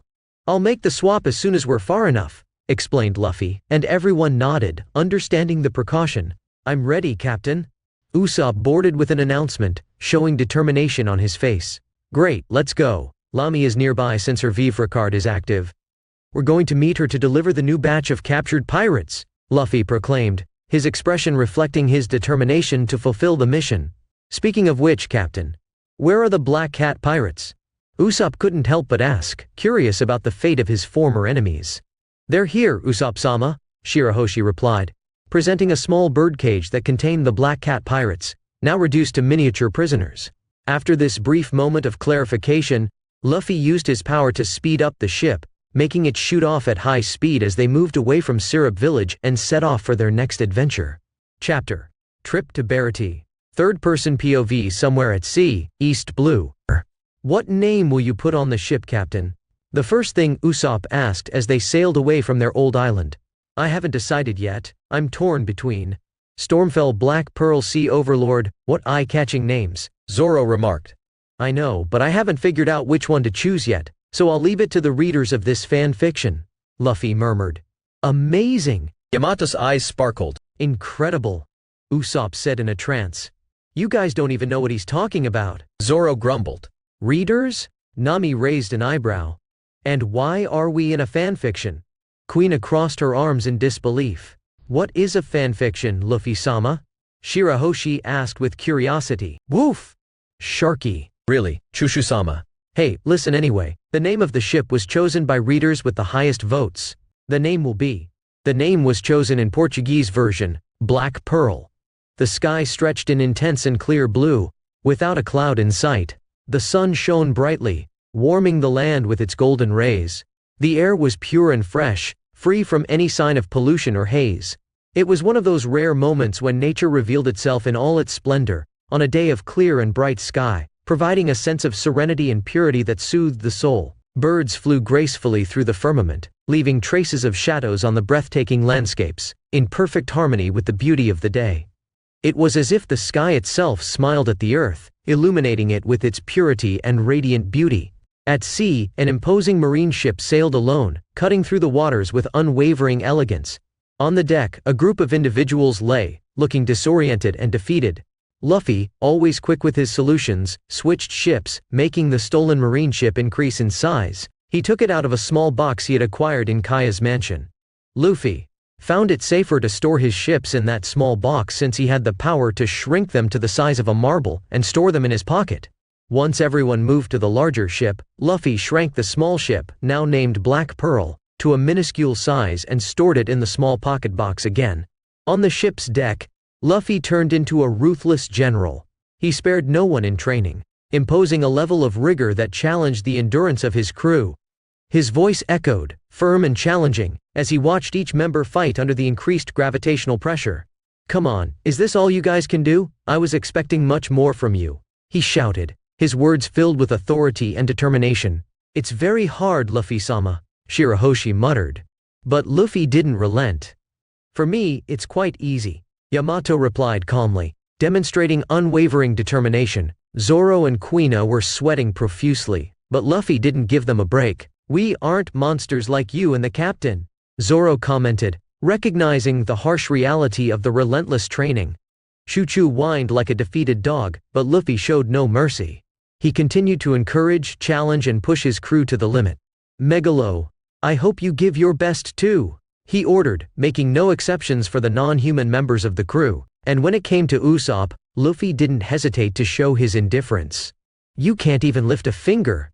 I'll leave you like this until I'm satisfied with your performance, he stated, highlighting his determination to forge an elite crew, even if it meant not going easy on any of them in training.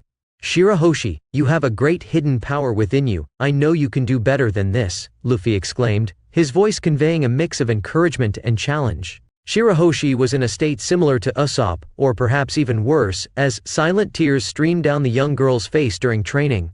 However, Luffy had committed himself to make her powerful before they reached the New World, and he didn't plan to allow her an easy time during training.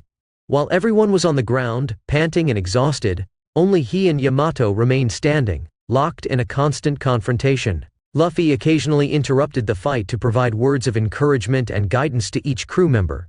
He behaved like a true drill sergeant, commanding his subordinates with firmness and determination. There was no room for complacency, and his lack of mercy echoed through endless hours of grueling training.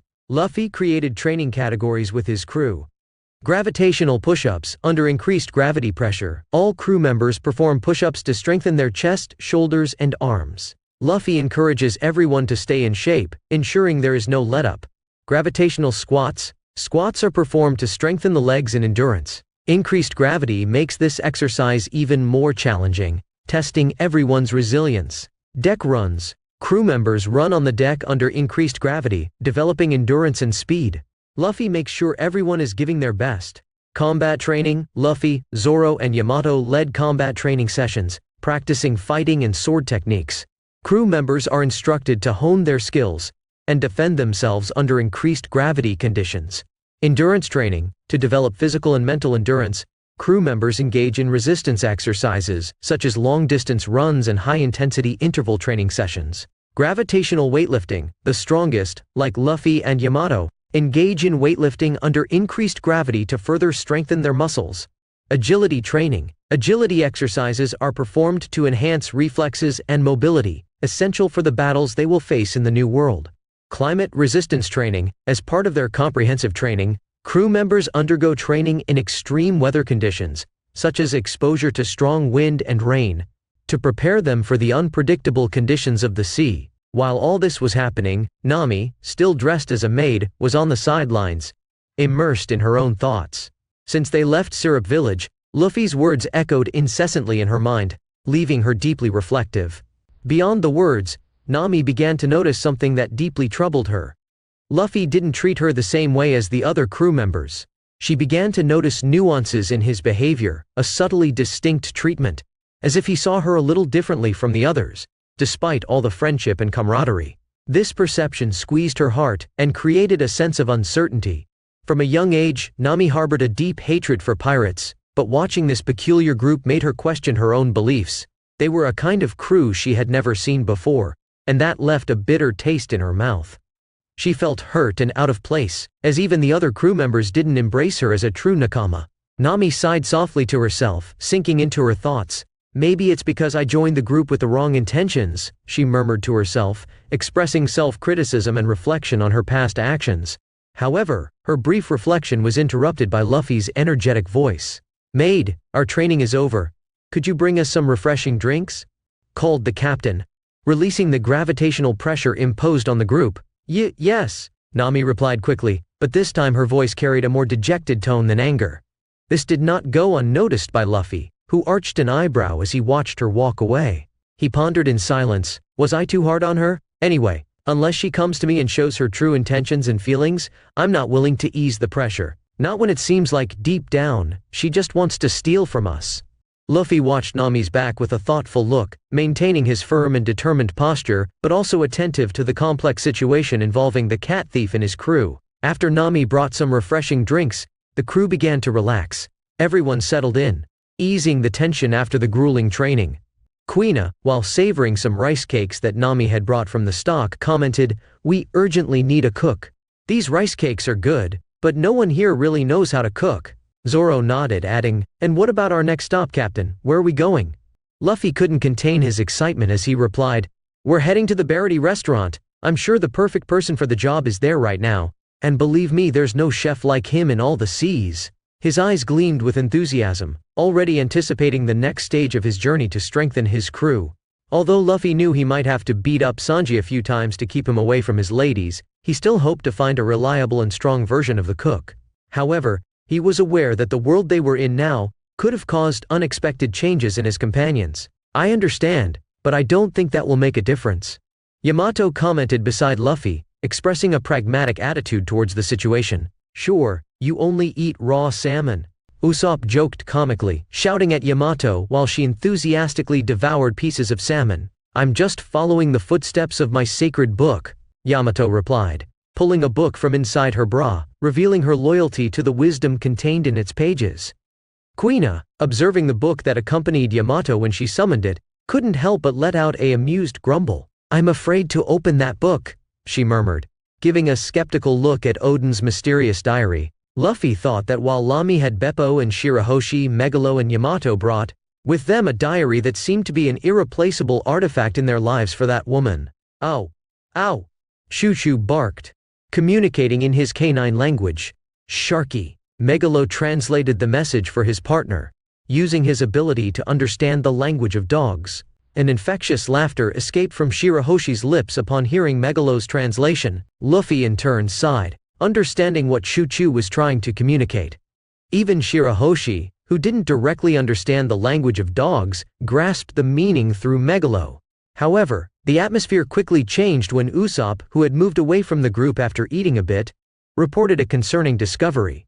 He used a magnifying glass to observe the sea around, and suddenly exclaimed, "Captain, a merchant ship is being attacked by pirates!" Luffy's eyes narrowed as he looked in the direction pointed by Usopp. Although his vision was incredibly sharp, the distance made it difficult to distinguish details. However, he managed to perceive the rising smoke, a sign that some fire was occurring on that merchant ship being attacked by a pirate ship. Excited at the prospect of acquiring new treasures, Luffy announced, "Let's move forward and see if we can loot a few more treasures." The crew's reaction was immediate. Even Nami, who had been lately disheartened, opened her eyes with joy at the possibility of gaining new wealth. Luffy quickly assigned tasks. "Kuina, can you take the helm?" "Yes," Kuina promptly replied. Zoro, Usopp and even Yamato fought recently. Shirahoshi, Megalo and Choo-Choo are not ready for combat yet. "I'll lead this fight," announced Luffy. He could have assigned Yamato to the battle, but he was eager to get into action himself. Suddenly Luffy made a decision and announced, "Anyway, I'm off, goodbye," before anyone could respond. His wings and hair grew rapidly, transforming him into a winged figure, and he flew quickly towards the sky. As the only crew member with the ability to fly, he soared into the skies, determined to reach the battle before the arrival of the marine ship. With a shout, he activated his speed abilities, accelerating 30 times faster than normal, disappearing into the air as he flew towards the confrontation. The astonishing speed allowed Luffy to reach the ships in a matter of seconds. As he approached, he glimpsed the terrible scene before his eyes. The merchant ship was in shambles, with parts of it on fire, and bodies scattered on the deck.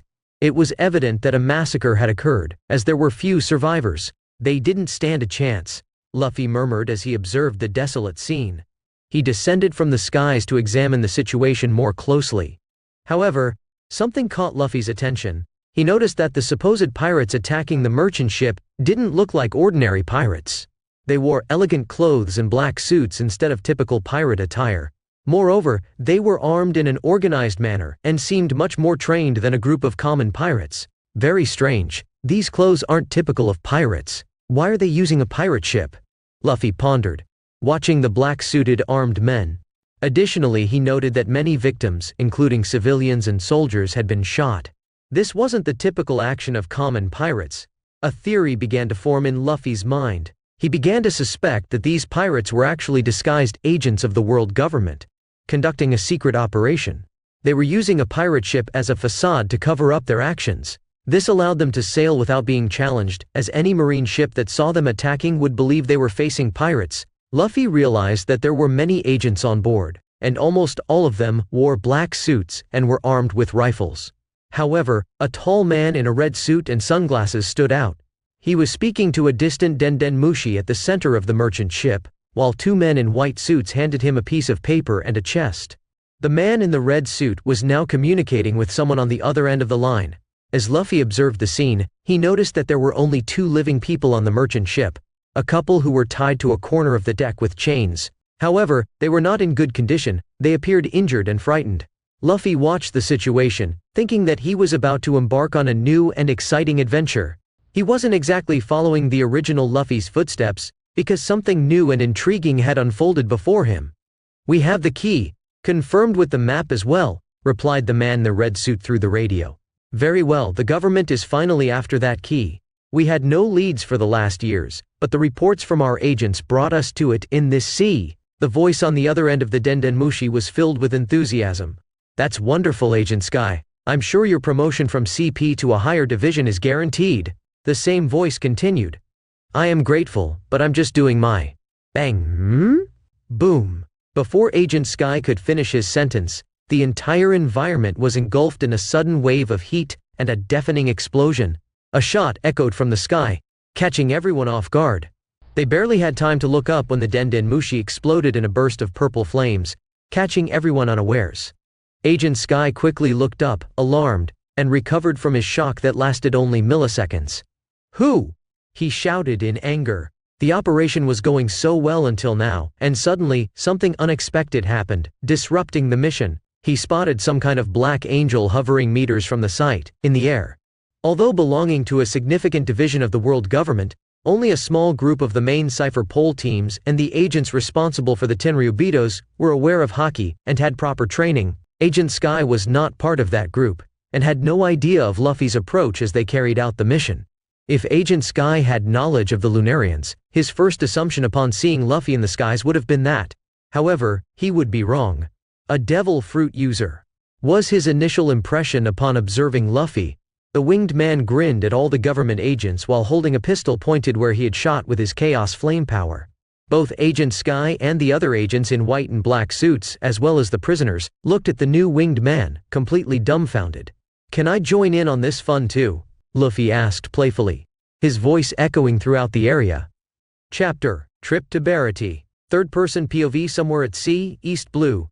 Above the pirate ship's deck, with the vastness of the ocean stretching endlessly around, Luffy floated in the air, his shadowy wings casting a dark silhouette against the backdrop of the open sky. The ship beneath him swayed gently on the waves as he stared down at the government agents, frozen in a moment, halted by the unexpected appearance of this mysterious figure. His black wings fluttered lightly, and his devilish grin widened as he observed the scene below. The government agents, dressed in their black and white suits, stood frozen like statues, their expressions a mix of shock and a hint of fear at the hostile arrival of this unknown being. The echoes of their interrupted conversation hung in the air, their radio communication cut off by the chaotic flames of Luffy. With a pistol in hand, still emanating the hues of purple fire from his mythical Zoan powers, Luffy approached them with a playful yet menacing tone. "I think I'll join the fun too, huh?" His voice resonated throughout the area, a dark melody that intrigued and terrified those who heard it. The red-suited agent, identified as Sky, glared at Luffy with anger and disbelief, his composure shattered by the sudden intrusion. The other agents and prisoners on the ship watched in stunned silence, their minds struggling to comprehend the emergence of this enigmatic figure with wings and flames. "Who are you?" Sky's furious shout echoed across the deck, breaking the brief silence that followed the destruction of his Mushi. Luffy hovered in the air, his shadowy wings gently flapping as he stared at the agent with a nonchalant yet piercing gaze. An ironic smile played on his lips, and his eyes sparkled with mischievous fire. "I'm just a casual traveler, you know? Caught your ship having fun at the expense of another, but I can't help but notice, you guys are from the world government, right? I was surprised how you sent all those innocents to the other world." Luffy scoffed, his voice casually echoing in the air, each word hitting like a sharp arrow, amplified by the subtle manipulation of Moa Moa no Mi commands. "So you know we're from the world government, and still you continue with this arrogance? How dare you question the world government and interfere in its operations?" The red-suited man roared, anger distorting his features as everyone around prepared for the imminent battle. "I have no idea who you are, and you have no idea about the vital importance of this operation. But let me tell you one thing. You'll find your death here, and then we'll unearth all your background. eliminating every person associated with you." The agent's anger boiled in his words as team members pointed their rifles at the Luffy floating in the air. "Oh.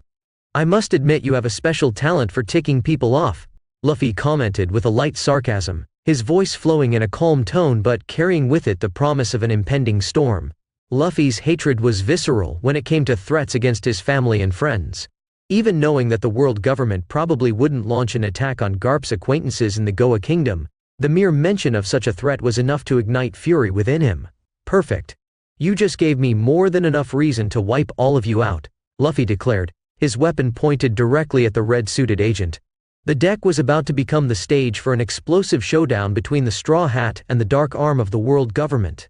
The brief tense silence was shattered by a series of consecutive explosions, as Luffy fired his still-pointed gun, pulling the trigger toward the ship below. Bang followed by boom, bang, and again, boom.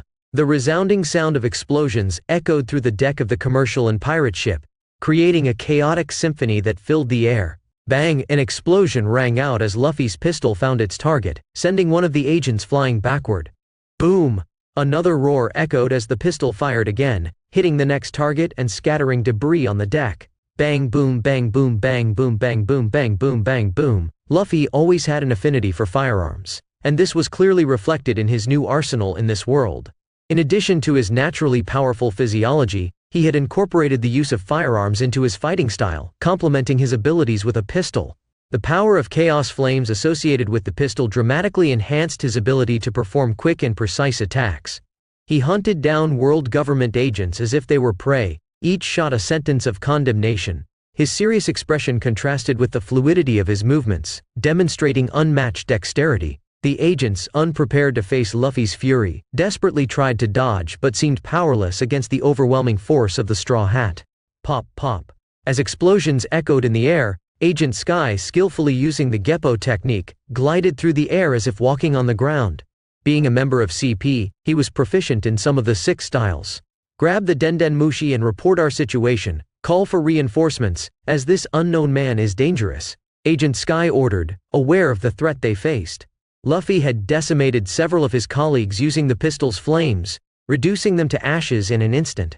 Luffy heard the orders and aimed his pistol at the men rushing toward the pirate ship. His agile and precise movements denoted the experience of someone who mastered the use of a firearm. Bang bang bang. The shots pierced the air, hitting targets with lethal precision. The heat of the flames enveloped the bullets, causing devastating havoc on the world government agents. Another dozen men fell on the pirate ship's deck, their lives taken by Luffy's unparalleled skill with the pistol. With each shot, chaos intensified, turning the deck into a battlefield where the world government faced the burning fury of the Straw Hat captain. "Damn! Come on. Are you going to let me kill all your men?" Luffy taunted, keeping his distance while challenging Agent Sky. With no options left, Agent Sky forced his Geppo, swiftly approaching Luffy in the air. As he headed in his direction, he executed a spin, unleashing a Rankyaku cut toward his enemy. The cutting blue energy swiftly flew toward Luffy. With a beat of his wings, he agilely and gracefully dodged the attack, leaning to throw a punch at the opponent who was already close at that moment. Before Luffy could strike, however, Agent Sky proved to be faster. Closing in, he tilted his finger, launching something against his opponent. Shigan. Luffy skillfully dodged the attack at the last second, but was doing so on purpose. Even losing his own attack, he dealt with the situation effortlessly. "That attack is quite powerful, I envy that. I wish I had those techniques too," Luffy murmured, watching the supposed attacker grit his teeth after hearing his comment. "Do not take this fight so lightly," he shouted, quickly rushing at Luffy with his sharp finger. Sound of cutting wind, Shi, bang, bang, shy, bang. While Luffy dodged Agent Sky's sharp blows, he took advantage of the time and carefully aimed between dodges, shooting anyone on the pirate ship trying to reach the Denden Mushi. "How can you be so strong? There's no record of someone like you in the weaker sea." Agent Sky expressed a shadow of perplexity in front of Luffy. He realized that this young man had been playing with him all along. Someone with such power shouldn't be there, as Cypher Pole missions were conducted meticulously. He himself, chosen for a mission of utmost importance, should be the most powerful in this sea, and this unknown presence challenged all expectations. Clenching his teeth, Agent Sky resolved to switch to a different strategy. If you stop interfering with this operation, the government will not only allow you to leave, but will also ensure a generous reward. Agent Sky tried to persuade, realizing that he wouldn't be able to defeat the individual in front of him with traditional methods. He was dealing with a wild card in the East Blue.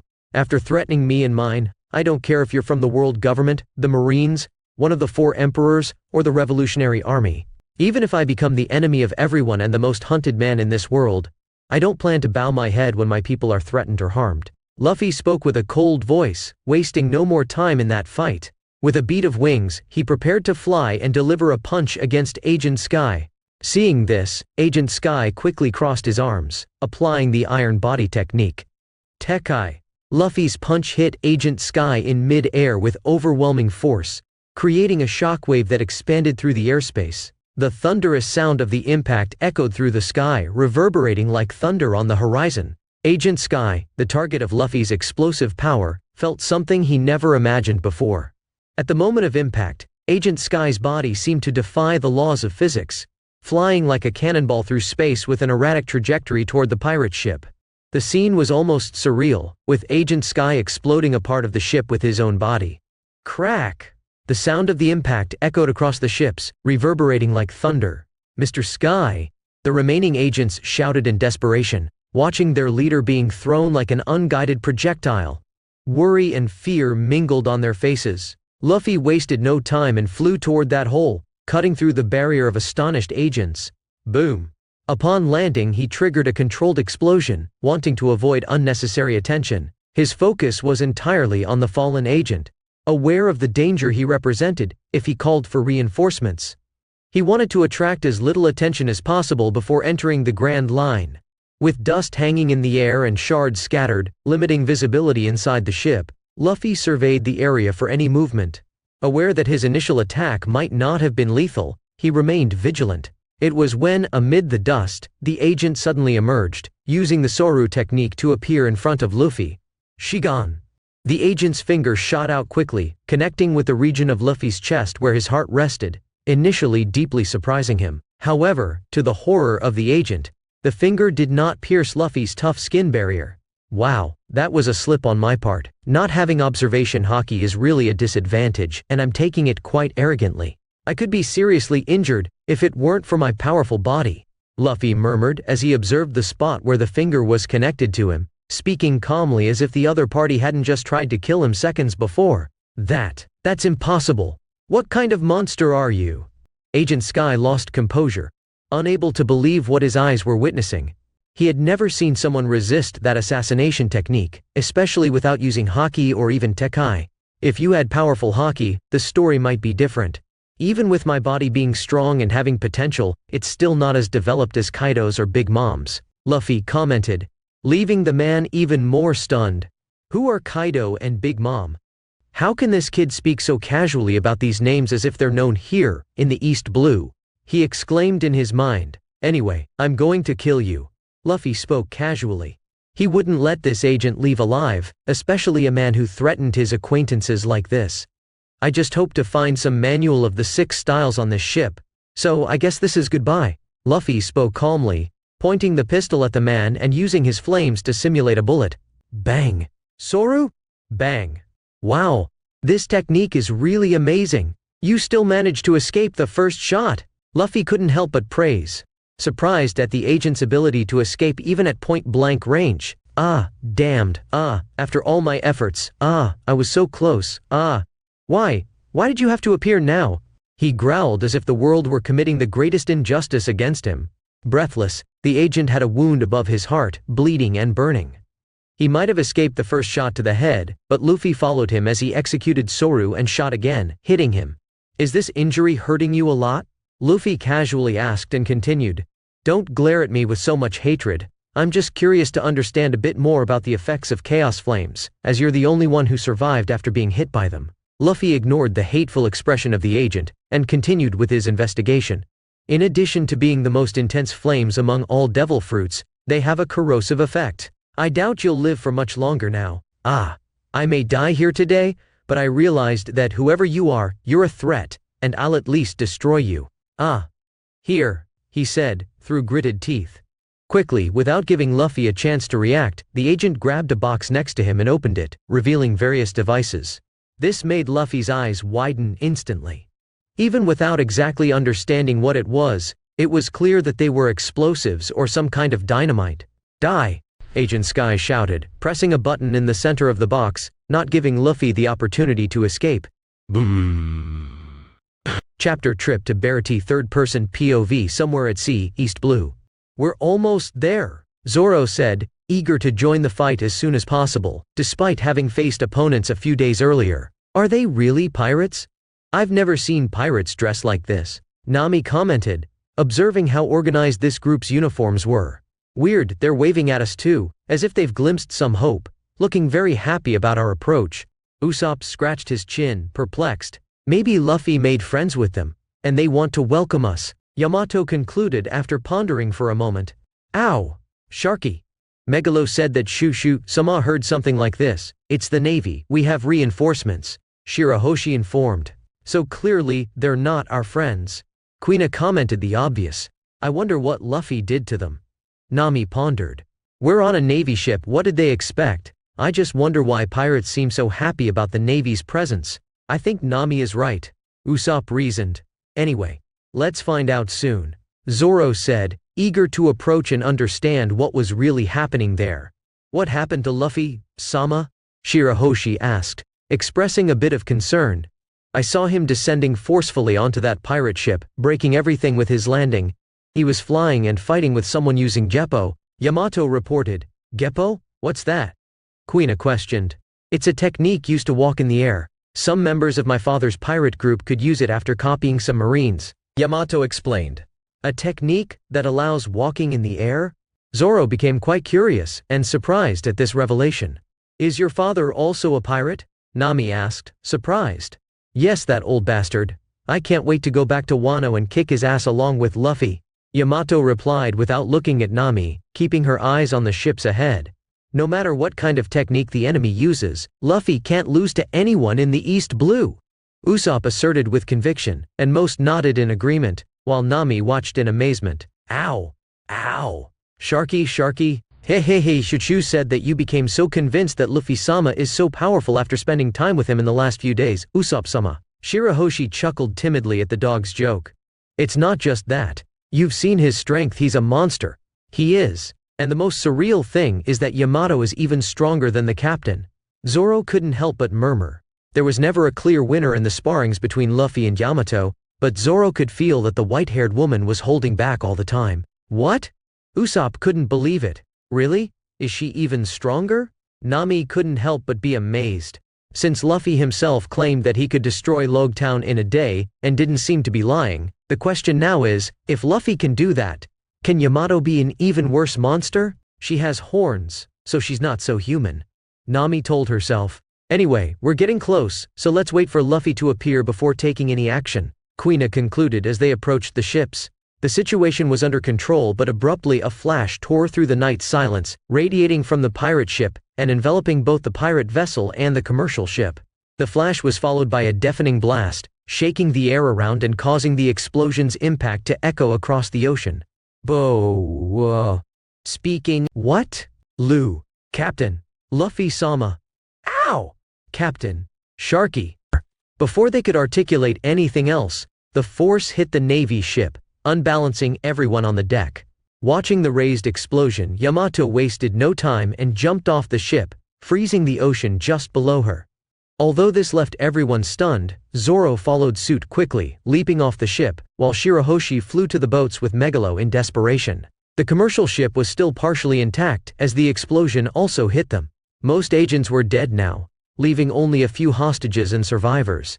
During this chaos, one agent managed to reach the reserve Dendenmushi and made a call to request reinforcement. He hoped that the monster would be killed along with the impact. We need reinforcements. We've been attacked by an unknown individual, the agent shouted, seeking assistance for the unfolding chaotic situation. However, Luffy's notoriety hadn't reached everyone yet, as his bounty had been revealed only a few days earlier, and the occupants of the ship weren't particularly interested in a simple pirate with a million bounty. But there's a Navy ship approaching right now. A mermaid? The man holding the Den Mushi, transmitting information, was surprised to see the meter mermaid princess flying with her air bubble above the ship, looking for Luffy. "Luffy-sama?" she shouted, waiting for some response, stunning all the present who were still alive. "A mermaid?" The voice from the Den Mushi expressed surprise. While the man communicated with the snail phone, still stunned by the sight of the mermaid princess, his consciousness suddenly blanked out when a weapon struck him before he could react. "Agent, what's happening? What was that noise? Explain the situation to me." Pop Yamato didn't wait for answers from the agent or anyone else. Her main concern was Luffy's condition, and she began searching through the wreckage after destroying the Den Mushi. "My Luffy?" Yamato shouted when she felt Luffy's presence among the debris. The pirate ship no longer existed. Everything was a chaos of fire and pieces of wood scattered across the ocean, but her haki still indicated that Luffy was alive and seemingly well. "Wow, that explosion almost got me hurt, such a strong explosion," a voice was heard, leaving Yamato and Shirahoshi relieved. "Our ship was nearly destroyed. Luckily I managed to put my hand in my pocket to protect it, covering the small object," Luffy continued murmuring. Amidst the flames, a man with wings appeared for everyone. The Navy ship arrived at the scene, while the surviving government men trembled at seeing their assailant unharmed. The members of the Straw Hats sighed in relief, but the girls in the group changed their expressions when they looked more closely at Luffy. Ah! Shirahoshi was the first to scream, covering her eyes but keeping one eye exposed between the fingers on her face. Luffy wondered why Shirahoshi was acting like this. He was sure he wasn't injured or anything while flying. "My Luffy, you're naked," Yamato said, with a blush on her cheeks. "Put some clothes on," Nami shouted from a distance, with a red face. "And do it, quickly," Kuina added, equally red. But none of the girls seemed able to avoid looking at Luffy naked, while Zoro, Usopp, Choo-Choo and Megalo just checked that Luffy was okay and turned their attention to finding any enemies. However, most of the enemies were killed in the explosion, leaving only a few that Yamato and Zoro knocked out when they arrived on the commercial ship. "Ah, this. Ha ha ha ha ha ha, I didn't even notice." Luffy laughed awkwardly, then landing on what was left of the commercial ship and entering a cabin with a few flames. Quickly, he summoned the same clothes he had acquired last time through the system as he entered one of the rooms. "Ready. Sorry about that, I just didn't realize when my clothes were disintegrated," Luffy said, scratching his head. He wasn't an exhibitionist, but his nudity went unnoticed. "Anyway, I almost got caught in the explosion. Who would have thought there was such a large amount of explosives on the pirate ship used by the government?" Luffy commented, looking at the now destroyed ship's wreckage. "My luck was using the Moa Moa no Mi times to increase my hardness and defense. That enhanced my body even more, preventing me from being injured during the explosion." Luffy spoke casually, explaining his peculiar technique to everyone. "It's a shame that ship was destroyed. I had some hope of getting some CP training manuals, but now it's a distant wish," Luffy lamented, looking at the floating debris. "CP?" Nami asked curiously. "Yes. These men are agents of a powerful group from the world government," Luffy replied to the navigator as his eyes fixed on the 8 agents still alive but unconscious on the destroyed ship. "Anyway, I want to find out why they attacked this commercial ship," Luffy said, pointing a finger at the still-bound couple in the corner of the boat. Without wasting any more time, Luffy approached the couple. The couple, tied in the corner of the ship, portrayed an everyday scene amidst adversity. The middle-aged man exhibited a bald head and a substantial beard, his eyes reflecting surprise and relief at the unexpected rescue. Beside him, the woman, with short brown hair, conveyed a mixture of courage and concern, her eyes revealing gratitude for having survived the chaos that unfolded around them. Despite the handcuffs and chains that kept them prisoners, they shared a bond that suggested a story built over time, as Luffy perceived. "Yo!" Luffy snapped the couple out of their stupor. "Hello, sir. My name is Kirti. Thank you for saving our lives. We'll reward you for this," the man quickly said, with the woman beside him. "Well, I'm Monkey D. Luffy. If you want to thank me, you can start by telling me why you were being targeted by a group like Cypherpole." Luffy got straight to the point, burning the handcuffs and chains that held the couple with his flames, without hurting them. He calmly waited for a response, with the other Straw Hats grouping behind him to listen as well. Feeling relieved, the man and woman looked at them with a grateful gleam. "I thought we were going to die. I never imagined such a sudden turnaround. Thank you." The man couldn't help but comment in relief, looking at Luffy. "Anyway, we were targeted because my wife here had in her possession a key and a map belonging to her old family. something that passed from generation to generation. When we finally decided to unravel the mystery, we went after the treasure located in this sea according to the map, but we were ambushed without our guards being able to react. They were all killed quickly without being able to react, leaving only me and my wife alive for them to gather information from. The man explained, revealing the reason for the attack. It was after that you found us in such a bad situation. The key and the map were quite precious to the Garen family, but we never thought the world government was targeting us for it. There should have been some of them contacting us when my dear wife and I announced and called the men for this journey. The man lamented his luck. And where are you guys from? Luffy couldn't help but ask. To his surprise, it wasn't the man who answered. Instead, the woman spoke for the first time. Iksi hen se kasta south, iksi kasir najot juragon, bisa uepa treasure bona eza isare rebagon re nuha lentor hen generation. Najot generation, kirimvo se sit saved ilva leaves. Nike thought nuha valziris and Nike sia jure najot morgul jagon, sir ima nuha kirimvos. The woman began to speak, and her husband looked at her with appreciation while the crew fell into silence. What the hell did she say? Everyone exclaimed internally. No one understood this woman's language, and she seemed to expect them to comprehend. Chapter Trip to Barati. Third-person POV. Somewhere at sea, East Blue. I see. Luffy was the first to break the silence, even without fully comprehending the woman's mysterious words. Clearly, you don't understand, everyone exclaimed, looking at the captain with astonished expressions. As my wife Marta said, this map and this key only brought trouble. We don't want to be involved with it anymore. I was just a trader who lived well in the South Blue. I doubt we can go back to our old life now, the man expressed with regret. Luffy could understand him.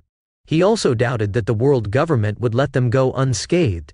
If they knew the operation failed, and the couple still held these valuable items, they would be continuously hunted.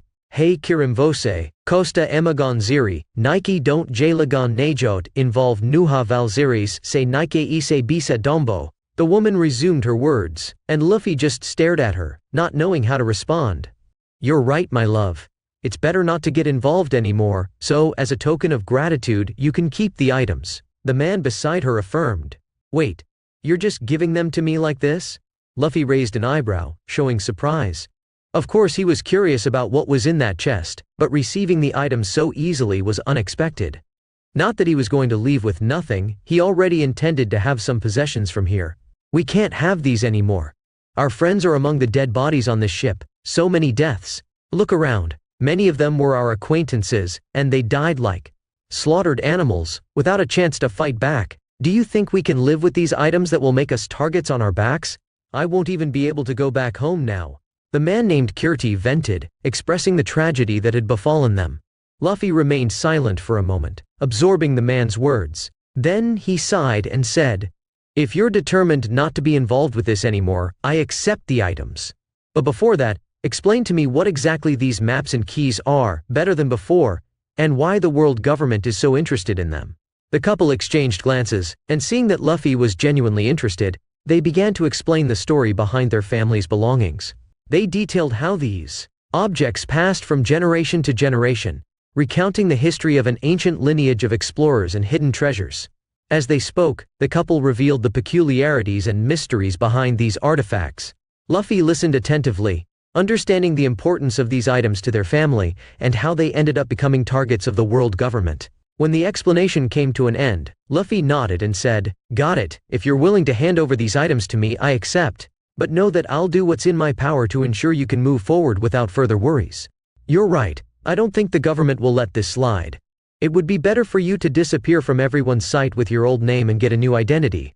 Luffy spoke bluntly.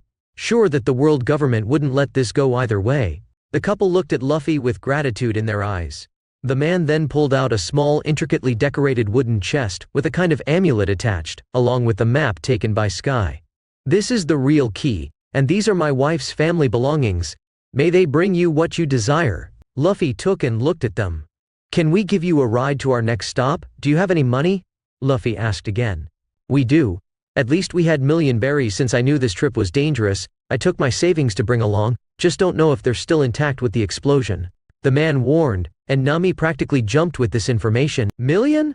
She couldn't believe this information. While only Kuina, Usopp and Chuchu seemed stunned by this amount, the rest of the crew didn't seem very interested in money, no matter how much gold. Anyway, I'll first see what's in the chest. Nami, do you want to grab the gold? Luffy said, approaching the mysterious red chest, while the maid-dressed woman with a mop in hand jumped with bright and passionate eyes at these words. Luffy took the key and went to the chest with the map. As the couple stepped away, he opened it while spying on all the objects with curiosity. The old map clearly showed the East Blue and pointed to an island. Although not so updated, the key was ornamented in a triangular shape, and some documents inside the chest. Luffy examined them with interest, imagining what adventures, treasures, and mysteries might await him. So, this is the key. Looks pretty old. Luffy couldn't help but comment as he turned the talisman, which was the key, from side to side, inspecting it carefully. That's strange. Where's the gold? Is this not a treasure chest? Nami complained beside. Did you not go to get the treasure inside the ship? How can you be so fast? Luffy was alarmed at this speed. I've already collected everything and inspected the entire ship to make sure nothing's missing.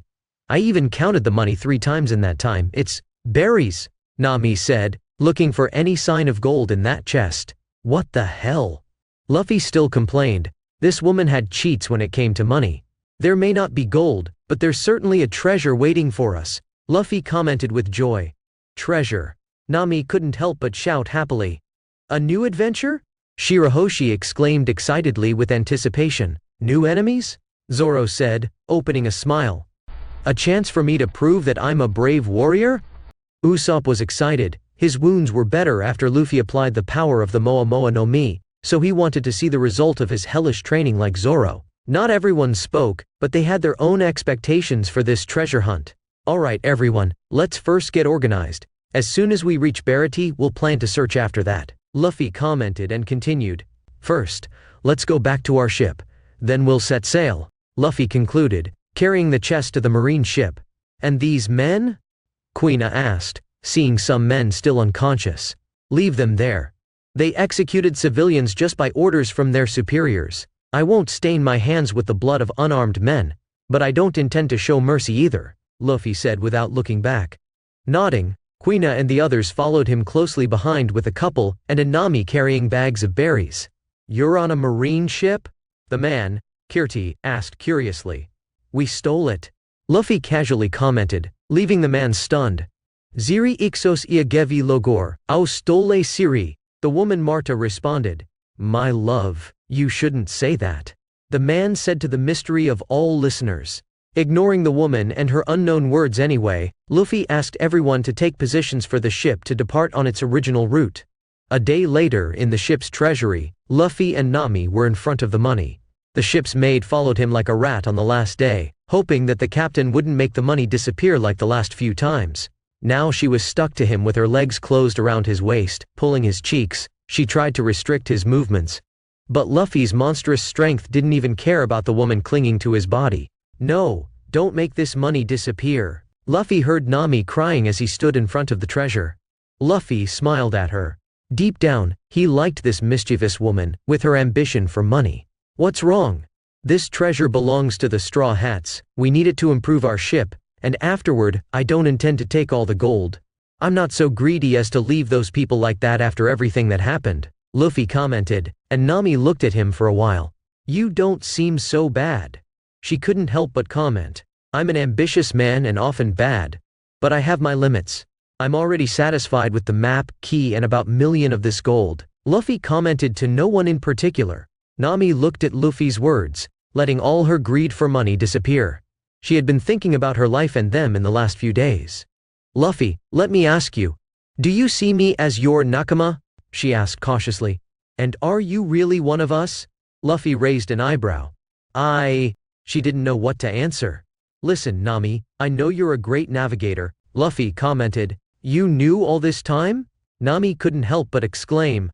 Of course I knew, but I'm not interested in having someone who isn't trustworthy as one of us. Your intention was never to be a part of the group. Luffy looked serious at her.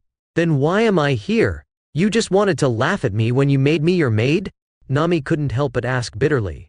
Because I wanted to see your attitude. I know you have your problems, but you don't trust the group to try to help you, and I don't want someone on the crew who doesn't trust us or vice versa. Luffy sighed as he focused on the money to make it 100 times smaller. Nami didn't seem to care about it after hearing Luffy, choosing to stay silent. I thought that if you spent some time sailing with us, you might trust us enough to help you with our long. Luffy began to walk out, leaving the lone cat burglar in the room. Nami was shocked by these words, torn between asking for help or not. Deep down she was afraid that Arlong would not only kill the group, but that the fishmen would take it out on her village, which she had been trying to free for years. She clenched her fists, looking down as she heard Luffy move away without looking back. Luffy. Wait. Luffy stopped as soon as he heard the slightly teary and nervous voice. If I asked you for help, would you be willing to risk your life and theirs to solve my problems? She asked in the same tone. What are you talking about? If it's about Arlong and his group, I can handle them alone, silly girl. I may not be a fish man, but I'm not an ordinary human either. In fact, I'm a monster. Luffy smiled with that declaration, leaving Nami stunned. She clenched her hands and spoke again. Would you help me destroy the tyranny of Arlong in Kokoyashi village and the nearby islands? She asked calmly. How about I answer you with another question? Luffy sighed and continued. Are you willing to truly be a part of this crew? What I intend to do sailing the seas will shock the entire world. I don't intend to be a Gold D Roger, I'm more like a Rocks D Zebek at sea. Maybe the whole world will be my enemy in the coming years. But I know I'll have a group that supports and trusts each other like a family. And they're willing to fight against all enemies. Arlong will be a flea compared to what you'll face. Luffy stopped and looked at the girl without words and continued. Of course, the greatest navigator in the world is welcome here. So I ask you, Nami, are you willing to embark on an adventure that will bring dangers thousands of times worse than Arlong? Are you willing to bear the burden that the whole world may be your enemy in the coming years, having only your crewmates to move forward with so many enemies? I won't force you, and in any case, I'm going to Kokoyashi village to take the heads of Arlong and Commander Rat at base whether you like it or not. But if you're still willing to join us, I'll make you feel like family and strengthen you to the point where you see Arlong as an insect from your past. Luffy didn't hide his intentions. Enemies thousands of times worse than Arlong? Being an enemy of the whole world? Getting so strong that Arlong is seen as an insect? Nami didn't know Rocks D Zebek, but she understood the weight of Luffy's other words. She couldn't imagine living with the whole world as her enemy. But looking at Luffy's determination as he started talking to her, their eyes met, and she couldn't see any degree of hesitation in them, as if he had been expecting that storm to come. Is he really serious? That was a question that left her stunned. I'm willing to join your crew, she finally said after a few seconds of stunned silence. How could she not? This group was quite reliable, even with people so different and of other species with different personalities. She had no doubt that they were trustworthy after spending a week with them. With this group, I can fulfill my dream of saving Kokoyashi village and making the complete world map, she told herself. That's great, Nami. Welcome to the crew. Luffy had a big smile because finally his navigator agreed to join the crew without betraying them first. System crew. Nami has joined as a member of your crew. Finally, Luffy muttered, keeping the same smile. Chapter, Trip to Barity. Third-person POV somewhere at sea, East Blue. In the vast waters of the East Blue beneath an expansive sky, the current Straw Hat crew occupied the Navy ship they had acquired. It was a day after the revealing conversation with Nami, and the atmosphere hummed with a mix of each member doing their own things in their free time, as Luffy had given everyone a longer break on this day. Zoro and Kuina, on the deck, dedicated themselves to their sword training. Calculated and precise movements indicated their intense focus as they continued to hone their skills. Closed eyes revealed deep immersion in the training. Nami, in the lounge, now officially part of the crew, was in her own room, immersed in maps and navigation instruments. Her focused attention on routes and coordinates demonstrated the seriousness with which she would begin playing her crucial role in the crew. Agile fingers traced lines on the maps as she planned the course ahead through the weaker sea routes. Usopp in his workshop, worked on his weapons. His slingshot had been replaced by deadly weapons that Luffy handed to him with their manuals. These weapons were secret projects of the world government to enhance their strength in the future. Luffy acquired the designs and prototypes through some millions, but he didn't even come close to the real equipment, which were worth hundreds of millions or even billions. With Usopp now part of the crew and adapting to his new fighting approach, much deadlier than before, his expression revealed enthusiasm and passion as he explored new creations and refined his weapons. Skillful fingers shaped the crew's future. Shirahoshi and Megalo were on the deck, both watching the horizon and enjoying the sea breeze. The mermaid princess seemed fascinated by the vast ocean and the sight of the surface, while Megalo displayed a content expression. Choo-Choo, the loyal crew dog, was beside Yamato, both on the deck. Choo-Choo sniffed the air, taking in the new sea scents, while Yamato trained her skills with determination. The rescued couple, now free, was on the main deck, observing the crew with a mix of amusement in one of the chairs. Luffy let them do as they pleased, as long as it didn't interfere with the group's training. The man and the woman, still recovering from the shock of the turnaround in their lives, exchanged silent glances. The woman occasionally commented, but no one understood. While each crew member performed their individual tasks, the collective spirit of the Straw Hats permeated the ship. The atmosphere was charged with a unique energy.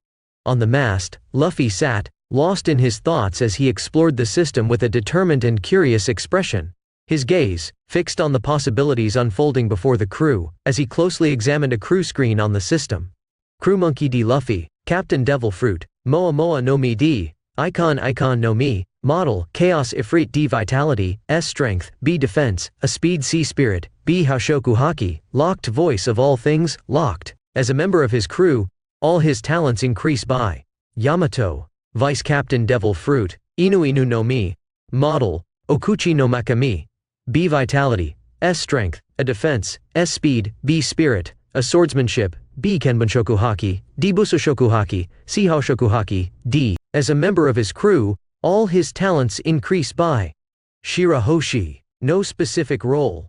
Devil Fruit, none Vitality, S. Strength, E. Defense, D. Speed, E. Spirit, S. Poseidon, Locked Haoshoku Haki, Locked. As a member of his crew, all her talents increase by. Megalo, Pet, Devil Fruit, none Vitality, C. Strength, D. Defense, D. Speed, D. Spirit, D. As a member of his crew, all his talents increase by. Zoro, Swordsman, Devil Fruit, none Vitality, D. Strength, C. Defense, D. Speed, C. Spirit, C. Swordsmanship Santoryu, C. Haoshoku Haki, Locked. As a member of his crew, all his talents increase by.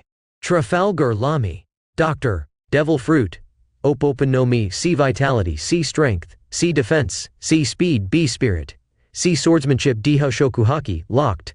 As a member of his crew, all his talents increase by. Beppo, Assistant, Devil Fruit, none Vitality, D. Strength, E. Defense, E. Speed, E. Spirit, C. As a member of his crew, all his talents increase by. Cho-Chu, Guard Dog, Devil Fruit, none Vitality, D. Strength, E. Defense, E. Speed, E. Spirit, E. As a member of his crew, all his talents increase by. Usopp, Sniper, Devil Fruit, none Vitality, E. Strength, E. Defense, E. Speed, D. Spirit, E. As a member of his crew, all his talents increase by. Nami, Navigator, Devil Fruit, none Vitality, E. Strength, E. Defense, E. Speed, E. Spirit, C. As a member of his crew, all her talents increase by. System rules. The system's ranking level goes from letter E to X, with X being the mortal limit, understood within this classification from lowest to highest as listed below. E, D, C, B, A, S, S, S, S, X. The group is getting bigger, Luffy thought as he looked at all the information on the screen. Luffy originally left this sea with members, now he has members. With Quina to join still, but I'm sure she'll accept in the end. And there's also Sanji if he's at Baratie. Furthermore, the only ones who increased their stats were Zoro, Choo-Choo, and Usopp. Even if it was in weaker stats, Luffy was still satisfied with it after training with them for a few days. Choo-Choo had the biggest evolution among them. He took million of the money he got from the couple and put it into the system. He planned to leave them with million to start over with a gift that would make them safer in case the government attacked them again. Closing the crew screen, Luffy opened the shop screen. There were all kinds of things this world could offer, of course with some rules. He couldn't take anything in someone else's possession. Imagine Mihawk's black sword disappearing from his back and ending up in the middle of the East Blue, or even with Shanks's and Whitebeard's weapons. It would be too treacherous. Wait a minute. Mihawk must be in this sea now. Luffy murmured when he thought of that, but then thought that this should be a concern when he reached Baratie and focused his attention on the new list in front of him, clicking on some options. He made his wish list in his cart. Upgrade and evolve a ship to level 2. Price. 500 million berries. Upgrade and evolve a ship to level. Price. Berries. World Government Manual. All techniques and details about Rokushiki by the high government. Price, berries. This is the world's largest Rokushiki manual. Only the sacred knights are trained in this manual. World Government Manual. Everything about observation hockey techniques and training, detailed after hundreds of years by the high government. Price, berries. This is the world's largest manual on Kenbunshoku hockey. Only the sacred knights are trained in this manual. World Government Manual. Everything about armament hockey techniques and training, detailed after hundreds of years by the high government. Price, berries. This is the world's largest manual on Busoshoku hockey. Only the sacred knights are trained in this manual.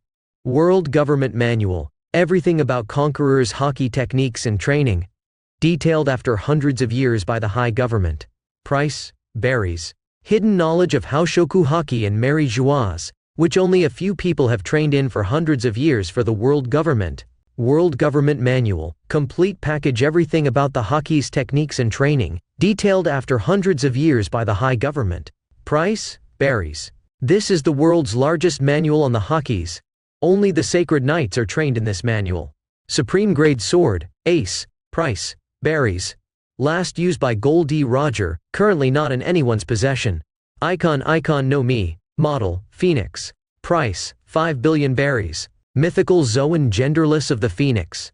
Fire element. Icon no Mi. Model, Garuda. Price, berries. Mythical Zoan female of the Garuda. Wind element. Icon no Mi, model, Rama. Price, berries. Mythical Zoan male of the Rama. Lightning element. Icon no Mi, model, Titan.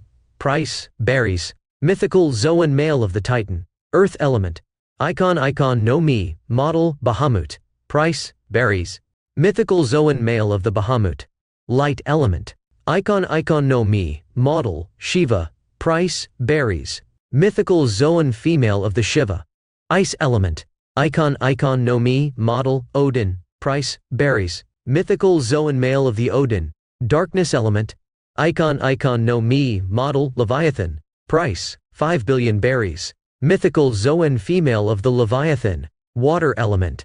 Currently, he had only million berries in the system. There was still an abyss to get the main things that this list could offer, which were in the billions. So Luffy could only plan what to buy when he had some money in the future. So he needs to behave like a pirate and loot those he deems worthy. Luffy closed the list after seeing what he needed and looked in one direction where the ship was sailing. There, a speedboat was coming towards the ship at high speed. Finally arrived, Lamy and Beppo. Luffy smiled. Chapter. Trip to Barati. Third-person POV somewhere at sea, East Blue. Patiently waiting, all crew members and the recently rescued civilian couple gathered at the corner of the naval ship, awaiting Lamy's arrival. A speedboat with an empty raft followed closely behind, approaching the ship as soon as it came into view. Next to the Navy ship, Lamy executed her room ability, teleporting herself with Beppo and a suitcase full of money directly onto the deck. A smile lit up Luffy's face as he crossed his arms, welcoming his companion's arrival. "You finally made it," Luffy commented, his smile revealing a hint of relief. "I guess so. The marine base was quite a distance away, and the sailors asked a series of questions as they always do," replied Lamy, directing her gaze towards Luffy. "I hope you guys are okay," Luffy added, expressing his concern before anything else. "We're fine. In the end, we got the money and came back here," assured Lamy, highlighting the success of the financial mission. "We earned a considerable amount, Captain," announced Beppo, his enthusiastic voice echoing through the group, and he finally noticed new faces on the ship. "New people?" exclaimed Beppo, surprised to see unfamiliar individuals around the captain.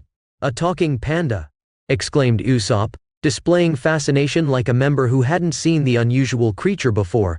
"Nike Dori Undijan Iodines Bona Talks Go," the woman spoke, capturing everyone's attention, even though no one understood what she really meant. "I'm sorry," Beppo said after hearing the woman. "Wait, do you understand her?" Curious Nami asked. No," Beppo said, causing everyone to fall to the ground in disbelief. "Then why is he apologizing?" Usopp shouted. "I see the crew has grown quite a bit in these days away," Lamy said, raising an eyebrow after hearing the woman. "Iksan daur rebagan rai kasir, Nike dra daur sitilabagan nijotsa crew," Marta said, so only her husband understood, and everyone continued to ignore her. "Some pretty weird ones, from what I can see," Lamy murmured about the strange woman. After hearing Marta and ignoring her, Luffy turned his attention back to responding to Lamy. It's true, but this couple doesn't belong to the group, we're just helping them until the next point, Luffy said calmly. I understand, said the tattooed woman. Anyway, rest a bit because I'll need you again in the next few days. We have a few more pirates for you to deliver to the Marines, Luffy said, and she stared at him for a while with raised eyebrows. Why am I surprised? Anyway, I can do that, but I don't want to fall behind the team, she warned while crossing her arms, knowing that with Luffy, the rest of the group would be training while she did these services. Don't worry, I want you to deliver this and 2 more batches of pirates in the future. After that we're heading to the Grand Line. Once we've done everything we need here, I guarantee I'll personally train you enough to defeat any of your enemies, Luffy affirmed, as many looked at him with questioning eyes, as only Luffy and Lamy knew about the agreement they made. Now that we're all gathered, let's take advantage and celebrate. How's our stock, Usopp? Luffy casually asked. Being a pirate, a routine of banquets among his crew was necessary whenever possible. Kaya gave us a supply for months, and there are still many things in the Navy stock, so we're doing very well, Captain, he affirmed. Great, let's drink and eat for the rest of the day, Luffy announced, and everyone smiled, liking the idea. Is the maid still in the group? Lamy asked curiously next to Luffy, seeing Nami still with them, and no longer dressed as Baby, since she saw how Nami had ulterior motives when Luffy recruited her. The doctor also knew that Luffy wasn't a fool to let this woman abuse them, so she believed that the captain would get rid of her on the next island. I'm not the maid anymore, Nami shouted with a comical face, listening to Lamy next to Luffy.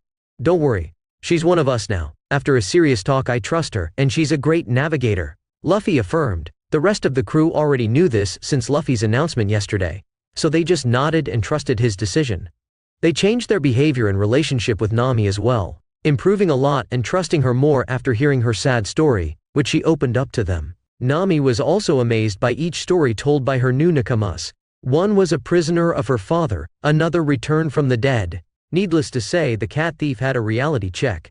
But the person in the group with whom Nami seemed to connect better was the young mermaid, who shared a similar story since both mothers were killed in front of them, and understood that pain very well. Anyway, the Straw Hats spent the rest of the day eating and celebrating without their infernal training.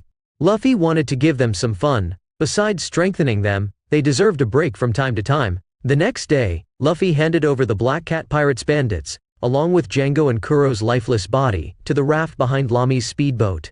By starting the engine, the woman and her partner, Beppo, headed toward the nearest naval base after reviewing the marine map with Nami's help. Are they gaining fame? Zoro asked beside, watching the boat move away. He was a pirate hunter until recently. He knew that after Lamy and Beppo caught a few pirates, their names would start to circulate, especially when Lamy caught a pirate with a million bounty like Buggy. It wouldn't take long for her to become quite famous in this sea. Are you afraid of losing your reputation so quickly? Quina mocked beside. I doubt I have any reputation now. I'm a pirate with a million bounty on my head. But I won't be surprised if the woman and the panda gain a great reputation just for delivering Buggy to the Marines. Now, with Kuro, a pirate who is dead on the records, that will attract a lot of attention to them, Zoro concluded with a smile. Whatever Lamy's reputation is now or in the future, it will end once we enter the Grand Line.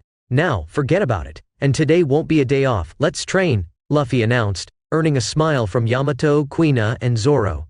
In contrast, Nami, Usopp, Shirahoshi, Megalo, and Chuchu shivered and lamented upon hearing those words. Their infernal training would begin soon. Meanwhile, the rescued couple watched patiently from the side. Most of the time they showed compassion for the weaker members, witnessing Luffy's torture and ruthless attitude. What are you looking at like that? To the training area, move! Luffy shouted at them and everyone ran to train. The captain would make them suffer even more if they made him wait. Yes, Captain, they shouted quickly. Some time later. Please help me! Luffy heard Nami scream, looking like a bug on the ground from so much suffering. She was the one suffering the most since those rigorous training began. Not even in Syrup Village had Luffy been so relentless, but he had the goal of strengthening her. Luffy sighed and picked her up in his arms like a princess, taking her to one of the cabins, where she would rest until she recovered to be able to help with the ship's navigation again. Upon returning to the deck, Luffy was approached by Usopp, who had spotted something in the sea. Captain, is that a rock? Can I shoot? He asked. No, there's a person in that location, Luffy replied with a smile, believing that meeting was predestined, like many others in the canonical work. A person? Luffy-sama? Shirahoshi asked curiously, flying to his side. I only see a rock, and my haki doesn't reach the location, Yamato complained. Don't worry, I'm telling the truth. They seem trustworthy. Let's help them since it looks like they went through a shipwreck, Luffy said, and Zoro took the helm in the indicated direction. Thus, the ship arrived alongside that rocky formation in the middle of the ocean. Sharky! Megalo was the first to inspect the sight, flying out of the ship. A flying shark! Luffy and the others heard an astonished voice as they spotted Megalo. Get out of here, monster! I won't let you eat me and my partner! The voice sounded indignant but also carried fear in its tone. Sharky, sharky! Megalo, scared by that phrase, began to squirm and fled back to the ship. He's scared. Are they not bad people? Shirahoshi hugged her friend, showing concern in her voice. You say that as if people could find it normal to see a shark wearing a t-shirt flying out of the water, Quina commented calmly, understanding the point of view. Anyway, let's help them, declared Luffy. And the ship advanced until the crew faced that strange voice. A marine ship? We're saved, said a man with sunglasses, while a second beside him was lying on the ground, looking quite debilitated. Wait, these aren't sailors, pirates? The man exclaimed as soon as he noticed Luffy's look and smile, clearly denouncing that shirtless tattooed man as a wrongdoer on a marine ship. So, do you want help? Luffy asked calmly, noticing the man's hesitation. You! Zoro arrived next to Luffy with a bored face, but when he saw who the man on the rock was next to the fallen companion, he shouted in astonishment. Aren't those pirates on a marine ship? Yosaku murmured, almost fainting beside the group, clearly not sailors. We fell into a trap, brother, Junie shouted in frustration. Wait, isn't that Zoro? Yosaku opened his eyes a little and said weakly. Brother Zoro? Zoro Aniki. Johnny, the bounty hunter, expressed joy upon seeing Zoro. Johnny, what the hell are you doing here? And what happened to Yosaku? Zoro inquired loudly. It didn't take long for them to be brought onto the boat. Observing the state of the man lying and muttering incomprehensible things, Yamato commented. He doesn't seem well. It's a shame Lami left not long ago. As a doctor, she could help, lamented the horned woman. Damn it, grumbled the man, apparently not caring that he was now among pirates. His focus was entirely on saving his partner. He's vitamin C deficient. Nami's voice reached the group. She was a bit weak and limping, but she was recovering from training. Then let's nurture him. Usopp, get some citrus fruits from the stock, Luffy ordered. Yes, Captain. Usopp ran to the stock, while Nami explained that his worst situation was exposure to the sun without the necessary nutrients. Usopp filled the man's mouth with lemon. It didn't take long for the man to get up, as if he had just woken up from a long sleep and not from the critical state he was in just seconds ago. He woke up so fast, Nami exclaimed. Hey hey hey hey hey hey, hey hey hey hey hey. As part of a ritual they began to dance and sing strange words. Isi strange, said the woman named Marta, who spoke in an incomprehensible manner. True dear, they are quite strange, said her husband. They are weird, they say? Everyone exclaimed to the bizarre couple. How funny, Shirahoshi said, laughing at the duo still dancing. A beautiful woman with a tail, they shouted, seeing the mermaid seriously for the first time, as she wasn't wearing a dress on the ship. Now that you noticed the mermaid? Zoro shouted in a comic way. Junie and Yosaku, as slow as always. Zoro complained about their reactions. Zoro, how do you know these guys? Usopp asked beside. We sailed together for a while. When I defeated them in a fight, they started following me, but I wasn't accepting disciples, so they joined me for a while to learn and hunt some pirates. They seem so weak, Yamato said calmly. Who are you calling weak? The two turned to Yamato, and both protested. Anyway, brother Zoro, so it's true. You've become a pirate with 1,000,000 bounty? Johnny asked. He still couldn't believe the news that appeared to him a few days ago. What can I say? I had some problems with the Marines and recognized a man as my captain, as I aim to become the strongest swordsman in the world. Sorry, Zoro Baka, but I'm going to be the strongest swordsman in the world now, Quina announced with conviction beside. Let's decide that in the future then, Zoro said, exposing a smile in the face of Quina's challenge. He didn't underestimate her at all, even with her years of delay. Anyway, why don't you tell your story, and why you ended up in this sea? Luffy finally spoke, but before they could answer, Yosaku fell to the ground again, sick. Chapter. Trip to Barati. Third-person POV somewhere at sea, East Blue. After Yosaku recovered, the group spent another night at sea, training and celebrating as they sailed.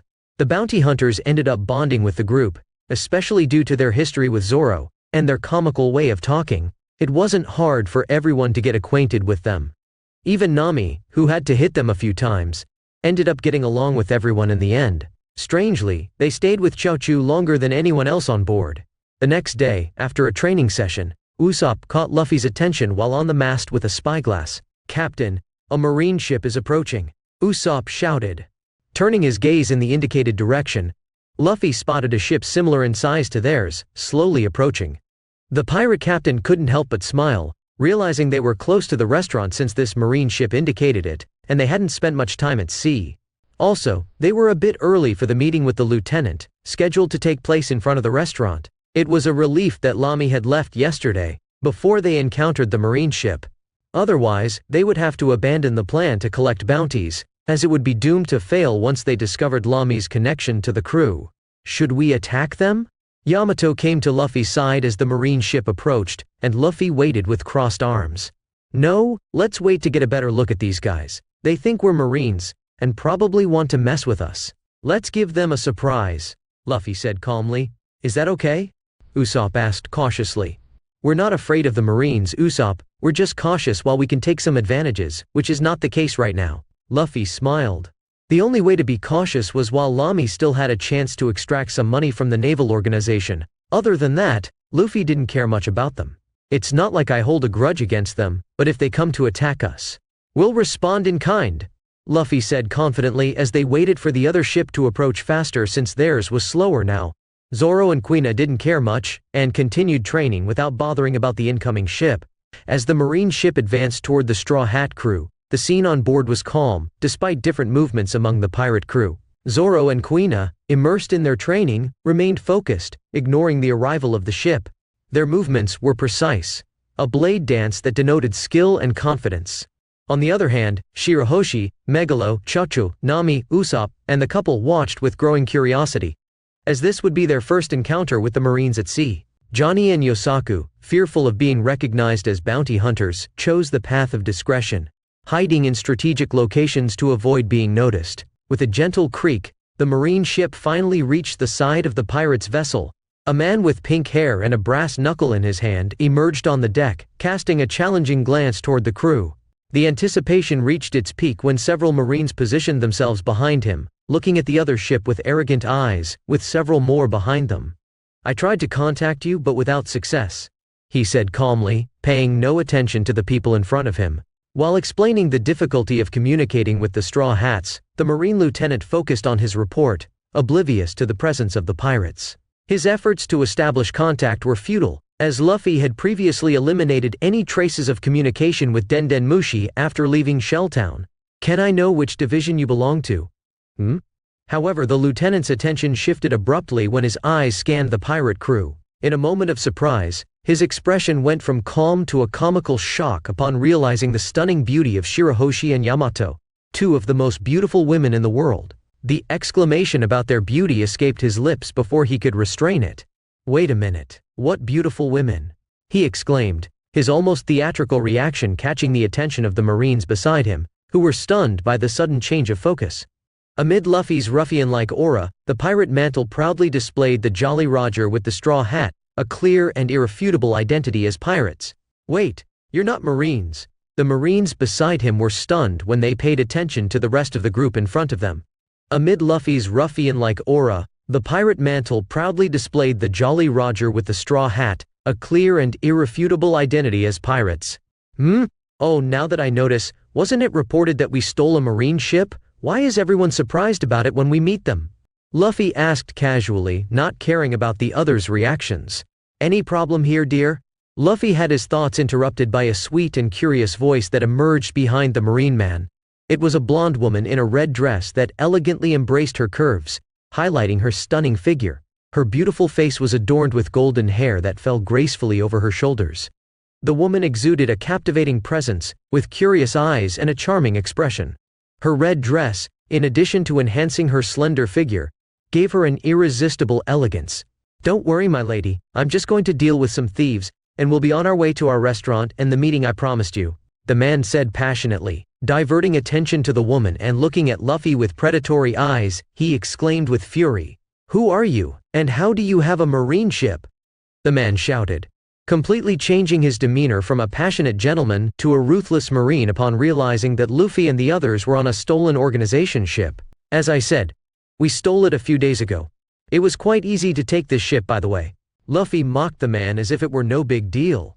"Lieutenant Fullbody, here, I knew I recognized that straw hat somewhere," said a young marine, who ran to the pink-haired man and handed him some papers.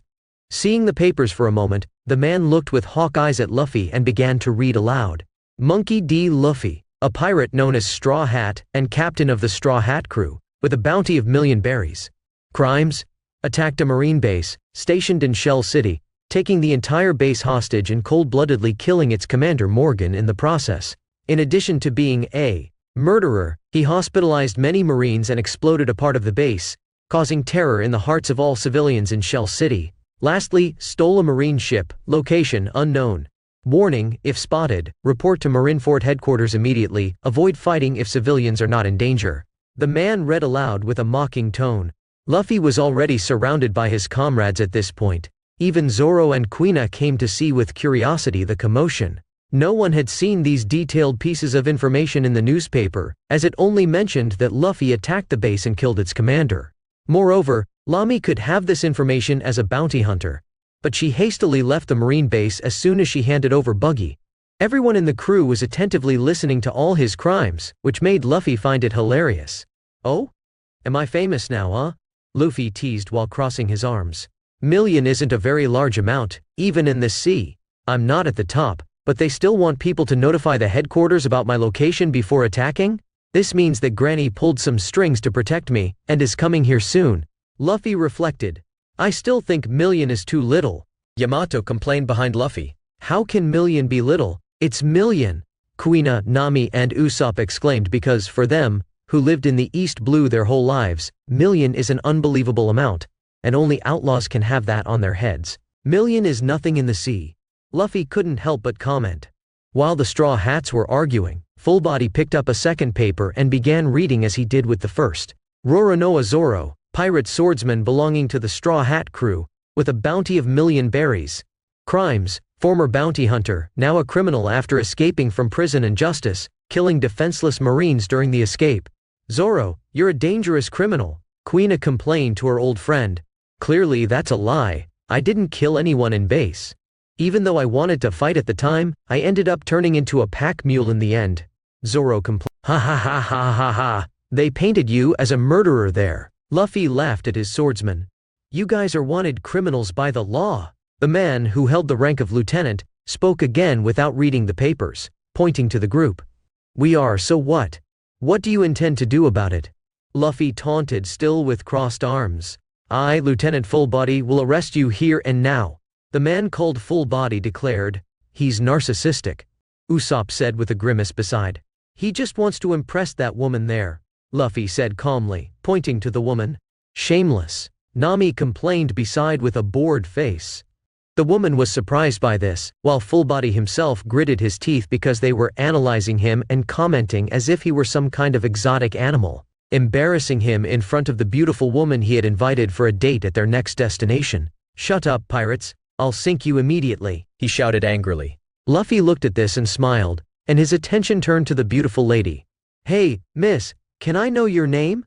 Luffy asked calmly, earning a surprised look from the woman, while his companions raised their eyebrows at him, especially the women in the group.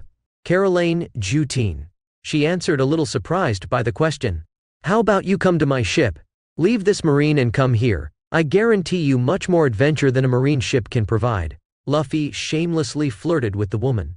He knew he had a natural effect on the female sex, so he wouldn't let this opportunity pass, especially to provoke the arrogant man from the marine. "In whom are you hitting on, and is invited to the ship as a prostitute?" Yamato and Nami shouted, punching Luffy in the head from behind, but he didn't even feel the touch due to his powerful body. As if that would work. "Do you think you're some kind of desired ideal lover at sea or something, Luffy Baka?" Quina mocked with crossed arms and a vein appearing on her forehead. I don't know. Maybe if you invite me first for dinner. Caroline Jutine looked at Luffy with an expression that conveyed surprise and enchantment.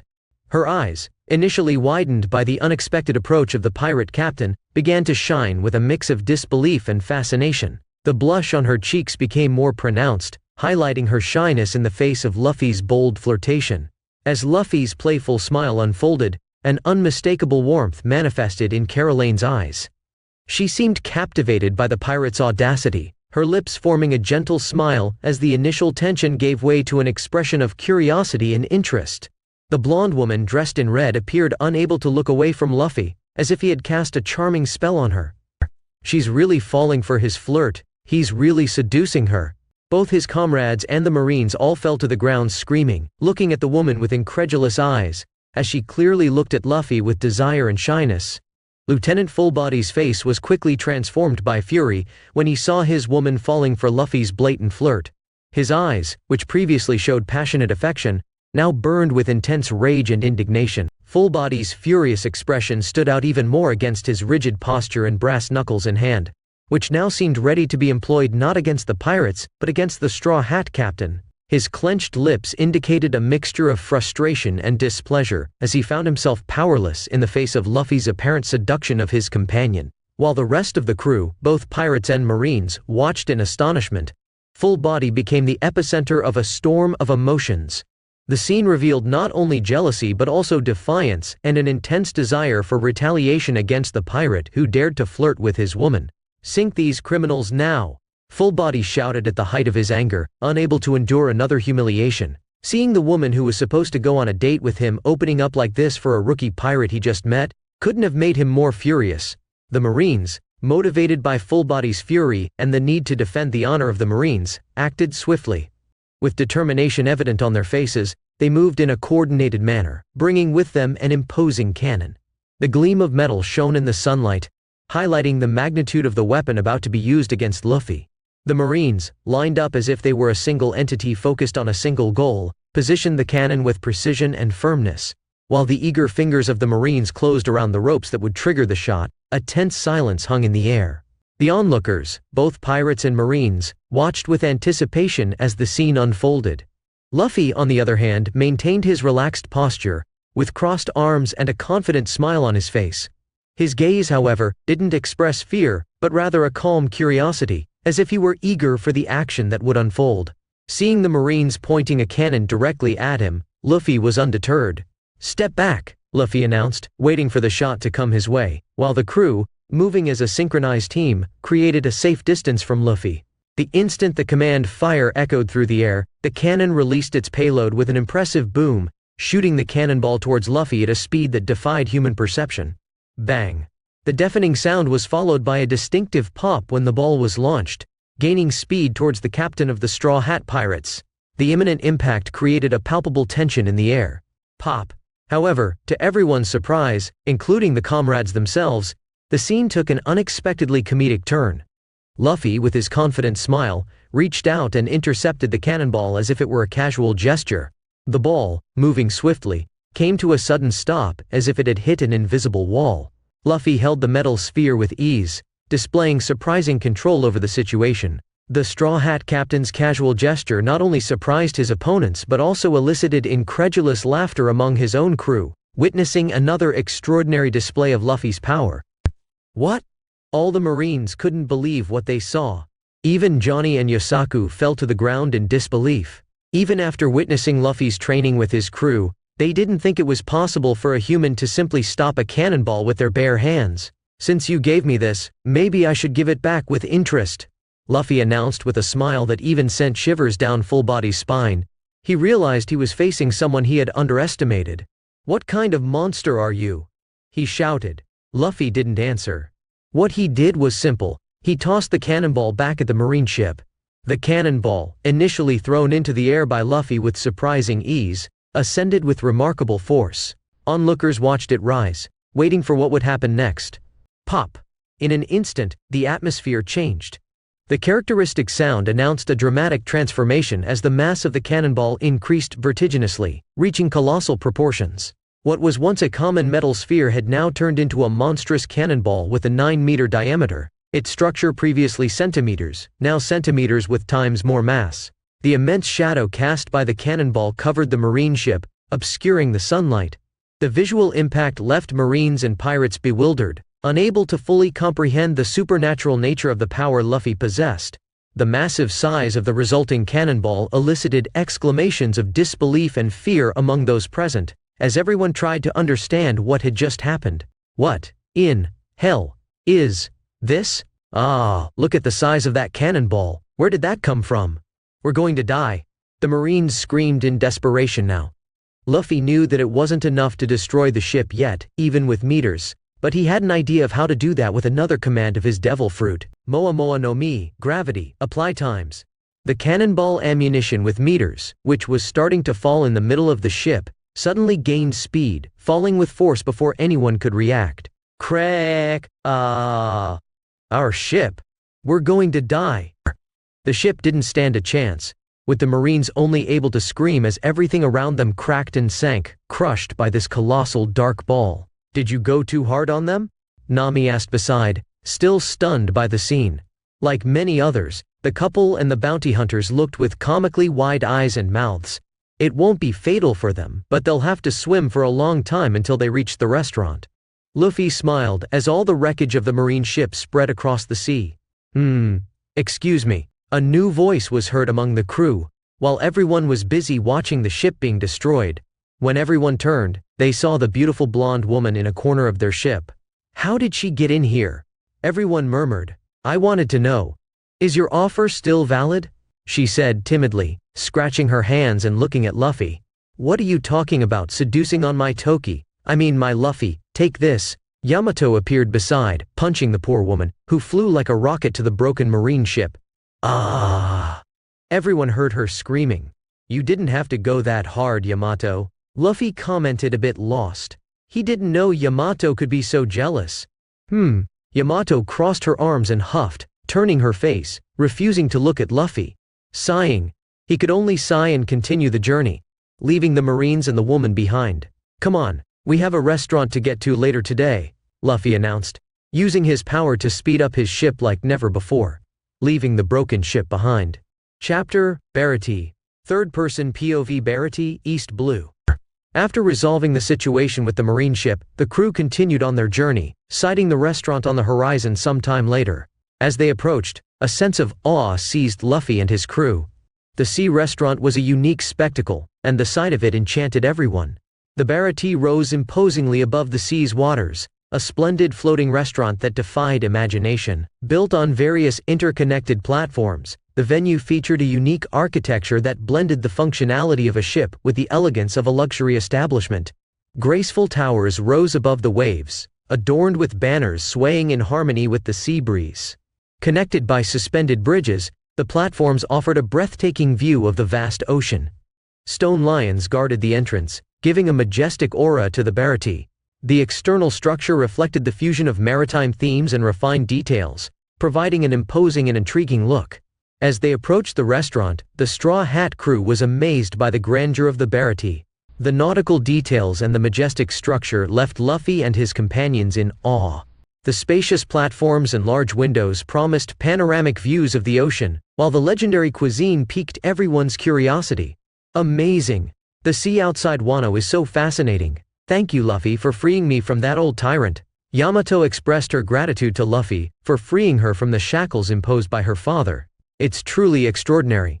Beyond the sky there are so many peculiar and amazing things on the surface. Shirahoshi, also someone previously confined, marveled at the diversity of the world beyond her prison. This place is quite luxurious, Zoro commented, directing his admiration to the restaurant itself. I've never heard of this place. Kuina observed the restaurant with curiosity. And to think that such a place exists in this vast sea. Usopp expressed his surprise, making the most of it even after a few days of leaving Syrup Village. This place is highly renowned and certainly lives up to its reputation. Nami, with a knowledgeable tone, shared her observations about the location. Sharky. Megalo said if there are some seaweeds, he misses eating some that were served at my father's palace. Shirahoshi said, doubtful, but we'll see soon. Luffy replied calmly. Arf. Let's go then, I know you'll enjoy the food, Chachu. Luffy responded to the crew's watchdog's expectation. I heard that the place has powerful waiters who can kick out any troublemaker looking for trouble, Johnny said. Be careful, brother Luffy, Yosaku said next to his partner. We're not bullies, Zoro commented next to him, puffing. Quina continued to steer the helm towards the location. The place even had a support for 6 large boats to dock and seemed to be a busy day, as all the spaces were occupied by tourist and commercial boats. So the ship didn't anchor but stopped at a conveniently accessible dock, and his crew laid down a plank for them to descend beside the restaurant in the open sea. Leading the way, Luffy walked off the ship onto the beach straight to the restaurant with everyone on the marine ship following him. But not before he made the ship shrink, that besides needing to leave someone to take care of it, he didn't want to attract too much attention. The people in the group who hadn't witnessed his power and its possibilities were shocked when Luffy took the boat they were on until a moment ago, and turned it into a miniature that fit in the palm of his hand with his ability. Climbing majestic stairs that seemed to lead to a gastronomic kingdom, Luffy opened the imposing doors of the Barati. In doing so, he was met with a stunning scene, a huge hall capable of accommodating at least people, far beyond what he had imagined. It was a spectacular and grand vision, in stark contrast to his previous experiences in the original world of the work. The restaurant was bustling, with about zealous waiters working hard to serve the diverse clientele. Crossing the door's threshold one by one, Luffy's crew members entered the place, capturing the attention of everyone present with their peculiar group of humans and animals. What's that? Exclaimed someone, observing the mini megalo. Luffy had reduced its mass even further to only centimeters, a decrease of times from its original size. He used his power to make Megalo less conspicuous, but still, the creature continued to intrigue those present. Some kind of dog? Looks so strange, almost reminds me of a shark. People murmured, still debating about Megalo next to Choo Choo. Who are these people? They questioned, curious and bewildered at the Straw Hat Crew's triumphant entrance. Pirates? Look behind that man's cloak. There's a Jolly Roger with a straw hat. I know who they are. Saw it in the newspaper. Monkey D. Luffy, the man who killed a Marine commander and held an entire base stationed in Shell City hostage. The recently recognized pirate in East Blue with a bounty of $1 million. There's also the former bounty hunter by his side. He has another bounty of $1 million. Hey, he's clearly dangerous. I heard there's a new bounty hunter, and she's a powerful woman catching pirates above $1 million. Hope she takes down this scum too. A man spoke, referring to Lamy. Luffy raised an eyebrow hearing this, as they hadn't seen the newspaper yet. He hoped to have one soon to check the news about Lamy, but the captain is so handsome. Never seen a man so beautiful. Hey, he's a pirate, don't start finding someone like that attractive. Look, you're on a date with me, why are you falling for a scoundrel? Someone free this pirate, waiters? Doubt you can make her look at you. See the women surrounding him, they're by far the most beautiful I've ever seen. Didn't know women could be so beautiful, they're goddesses on earth. Damn scum, how does he manage to have that kind of woman by his side? They can even be more beautiful than the lovely waitress here. One has horns, and the other has a strange waist, but they're more beautiful than I've ever seen. While Luffy listened to the murmurs with his enhanced ears thanks to Ifrit, he didn't care much about this kind of conversation. His attention was focused on the man approaching, ready to help the crew enjoy the place. How may I assist you? Said a waiter who approached the group.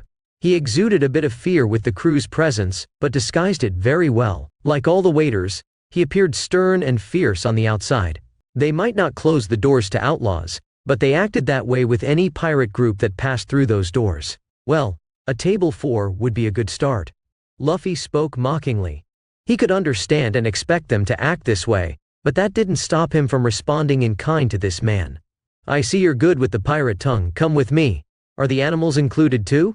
The waiter said in the same tone, leading us to one of the empty tables. And why wouldn't they be? Luffy retorted, earning a new stern look. The man ignored it, and continued his work. Why do you have to be like this? Nami asked angrily. She started to blend in more with the crew now, and took on more of the personality that Luffy remembered from the original work, which made him quite happy with this Nami since he laughed many times with her. I'm just answering your questions, simple as that. Luffy shrugged. Getting a seat under the gaze of all the customers, with some looking indifferent and many dissatisfied with their presence, they took a large table by a window overlooking the sea. Can you get a newspaper for our people? Luffy calmly asked the waiter. Sure. he responded, still stern. Is that marine guy okay? Shirahoshi asked when she sat in her place, hiding her tail. She moved strangely, with her body seeming out of place due to the air bubble at her waist, but at least she wasn't drawing attention as a mermaid. Who knows? Maybe he'll learn not to be so arrogant next time, Luffy said calmly. While everyone picked up the menus on the table, the man who led them away stepped back to give them time to decide what to order and get the newspaper requested by Luffy. So, Luffy, you said you had someone here to recruit, who is it? Usopp suddenly asked curiously. Haven't seen them yet, but I hope they show up soon, whether it's a he or she, Luffy said, chin in hand, gazing thoughtfully at the ocean on the horizon. Wait, you don't even know if it's a man or a woman? Kuina asked, raising an eyebrow at that. I really don't know. But I'll find out soon. This statement left not only Kuina but also Nami, Zoro and Usopp stunned. Your newspaper, the man said, handing over the newspaper quite rudely. Will you be ordering anything? He spoke again. Luffy, annoyed by this attitude, spoke up. Not now, but Megalo and Chochu, place your orders. Sharky. Ow! Ow! You heard? You can jot that down. Luffy smiled at the man. You. He gritted his teeth, being made a fool of by this man with the straw hat. He simply turned and walked away from the table, ignoring everyone. Ow? Chuchu asked, confused by the waiter's reaction. Don't worry. Another waiter will come soon. Luffy tried to cheer up the sad dog. Why do you have to act like this? Kuina said while the others remained silent. Luffy seemed to want to annoy this waiter. I acted like this because I'll be classified by these staff as an arrogant customer, so they must have this person serve us. Luffy stated the obvious.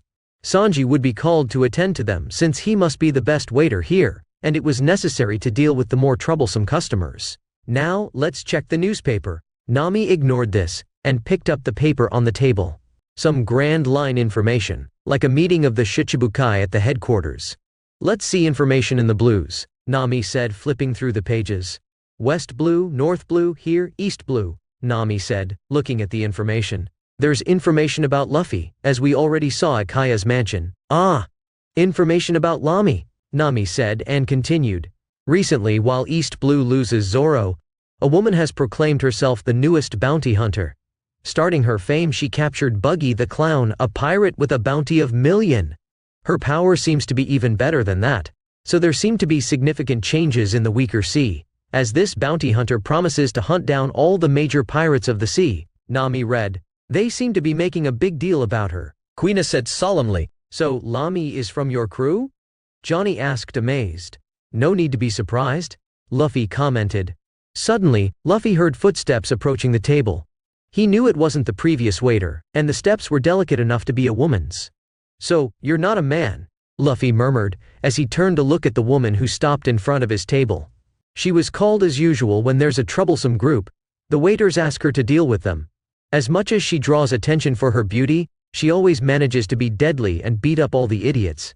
While she was resting and smoking a cigarette, Bob came to the kitchen a few minutes later, complaining that there was an arrogant pirate in the restaurant. Since she owed him a favor, she agreed to come to the table, surrounded by beings, many of whom were strange, including animals. When she stopped in front of everyone, who had already turned to look at her, she noticed the gaze of the man who seemed to be the leader. Luffy looked at that woman with genuine surprise in his eyes. She was a tall, slender, elegant woman, with long pinkish short hair that falls in waves. Her eyes are blue and expressive, complementing her beautiful and refined face.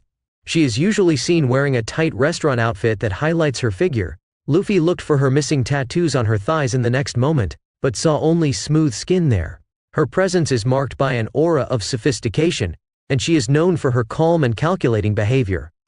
His surprised look didn't go unnoticed by the woman, and she returned a look wondering if he knew her. Uh-huh. Someone choked at the table, observing the silence that stretched between the waitress's gaze and Luffy's.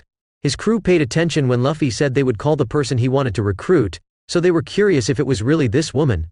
Do you know me? The woman spoke a bit hesitantly, after a moment of silence, as she seemed a bit nervous for the first time, disliking the hawk-eyed and surprised gaze of the man. The surprised expression in Luffy's eyes didn't go unnoticed by the woman, who began to wonder if he knew her past. Does he know my past? That was her first question, accompanied by a look full of apprehension.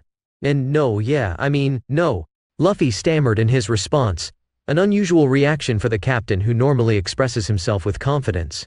The captain's intriguing behavior caused everyone at the table to raise their eyebrows, surprised by this unprecedented reaction. I think it's okay. So, can I take your orders?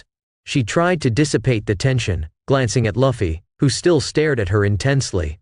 Seeing that Luffy remained silent, the crew members began placing their orders from the menu, with Shirahoshi helping Megalo and Chacho choose their meals. And you? What can I do for you? She spoke cautiously, feeling strange in front of this man. He was very attractive to her, but the gaze that studied her all the time made her uncomfortable, as if he knew all her secrets. It wasn't the lustful look she was used to receiving from idiots. Meat? Lots of meat, was his simple response, and she quickly noted it down to leave. Seeing her walk away, Luffy noticed that everyone was looking at him strangely, especially Yamato and Nami. However, realizing that the waitress was moving away, he moved quickly, like a bullet.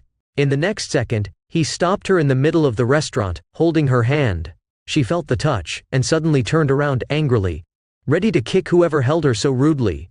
Her body spun quickly, gaining momentum, and she kicked the person who held her. The noise caught everyone's attention when the waitress was still in the air, with the pen stuck in the man's head.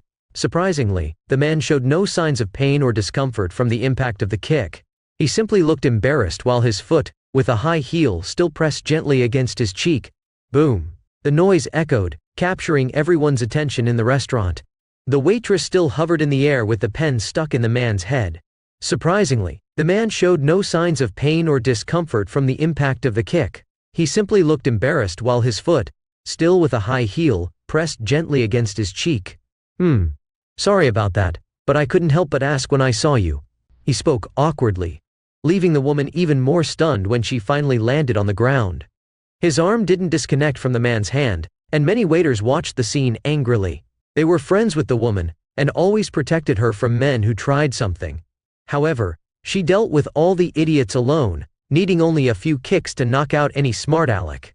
This was the first time a man had approached her without her being able to react, leaving her intrigued. Especially because he took her kick as if it were a child's play, showing surprising indifference. What do you want? She asked cautiously, trying to pull her hand away. I want you to join my crew, he finally declared, creating a silence that spread throughout the place. Employees, customers, and even Luffy's acquaintances were stunned by the revelation. What? The pink-haired woman with the snail-shaped eyebrows screamed in astonishment, echoing through the restaurant and increasing the commotion among those present. Chapter Barity. Third-person POV Barity, East Blue. I want you to join my crew, he finally said, creating total silence in the place. Everyone, from the staff to Luffy's acquaintances and customers, was stunned by the revelation. Wait! The pink-haired woman with snail-like eyebrows shouted in astonishment, echoing the small commotion throughout the restaurant. I can't believe the person I'd encounter in this place was neither Sanji nor a female version of him, but his own sister. Luffy smiled, looking at the pink-haired woman. He acted so weird because he was shocked and couldn't let this woman go, so he went straight to the point. What are you talking about so suddenly? The woman shouted with a comical face at Luffy.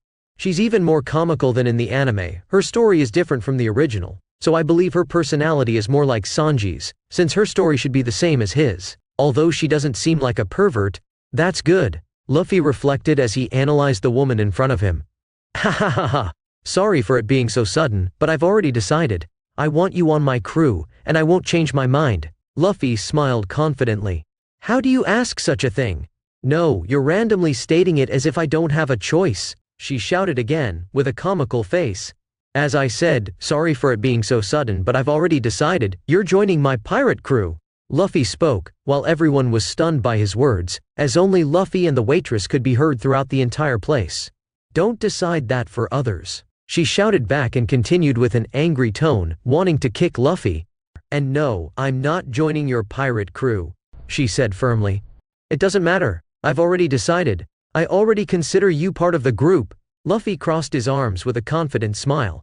He really didn't want to force anyone to join the group, but he was sure this woman would be like the original Sanji. He just had to insist enough to make her leave this restaurant, so he acted more like the original Luffy here. No! No matter what, I won't accept your no. I refuse. I refuse to accept your refusal. What kind of logic is this? Prepare our food, for it will be your last day working here. Ha ha. Luffy smiled and laughed at the end good-naturedly. He finally found his cook, and a great beauty on top of that. I already said, no. The woman had a vein on her forehead as she shouted. This time, she was irritated by this strong, tattooed man who never removed that arrogant and annoying smile. Without holding back, the woman spun her body once again. While her hand was still being held, she gave another kick to his head. Boom! The sound of the impact was heard throughout the restaurant, but it didn't surprise anyone with any surprise, as the commotion had already caught the attention of the entire place, while Luffy said he already considered this woman part of the crew. Ow! You have a powerful kick there. Great, I'll take you. Luffy smiled, with the delicate legs stuck next to his face, unfazed. Contrary to what most expected, Luffy's neck didn't even move with the woman's kick. He seemed totally oblivious to the fact that he had just received this blow, as his smile didn't waver a millimeter. What the hell are you? The woman shouted, amazed. Her kick was always powerful, no matter what she kicked. But now there was a monster in front of her who didn't care about receiving her blows. Me? I'm your captain, didn't I mention? Luffy joked, smiling at her. I'm not a member of your crew, why do you insist on this? She spoke dejectedly, tired of the strange man's persistence. While the two conversed in the middle of the restaurant, the Straw Hat crew couldn't be more stunned by the scene. Luffy really is relentless. Usopp commented at the table, observing the situation. But this woman seems pretty hard to convince to join the crew. Zoro commented beside him. Calm down, Yamato, you're breaking the table. Kuina shouted at an enraged Yamato, as she cracked the table with her grip, glaring at Luffy. I doubt he can convince this woman. Clearly she doesn't like how Luffy is approaching her. Nami complained beside. Ouch. Sharky. Shuchu-sama said Luffy-sama should offer her some pedigree. Shirahoshi innocently said, making everyone facepalm. That's dog food. Nami responded, frustrated. Brother Luffy is so cool. Johnny and Yosaku exclaimed in unison, admiring Luffy's persistence in the situation. Skorkidosos is isa nejotse gan abritsos, said the woman named Jundani. It's true, my love, the love among the young ones is quite active. This young man already has so many women and is starting life, ho ho ho. Kirti the man replied with a laugh, continuing their conversation.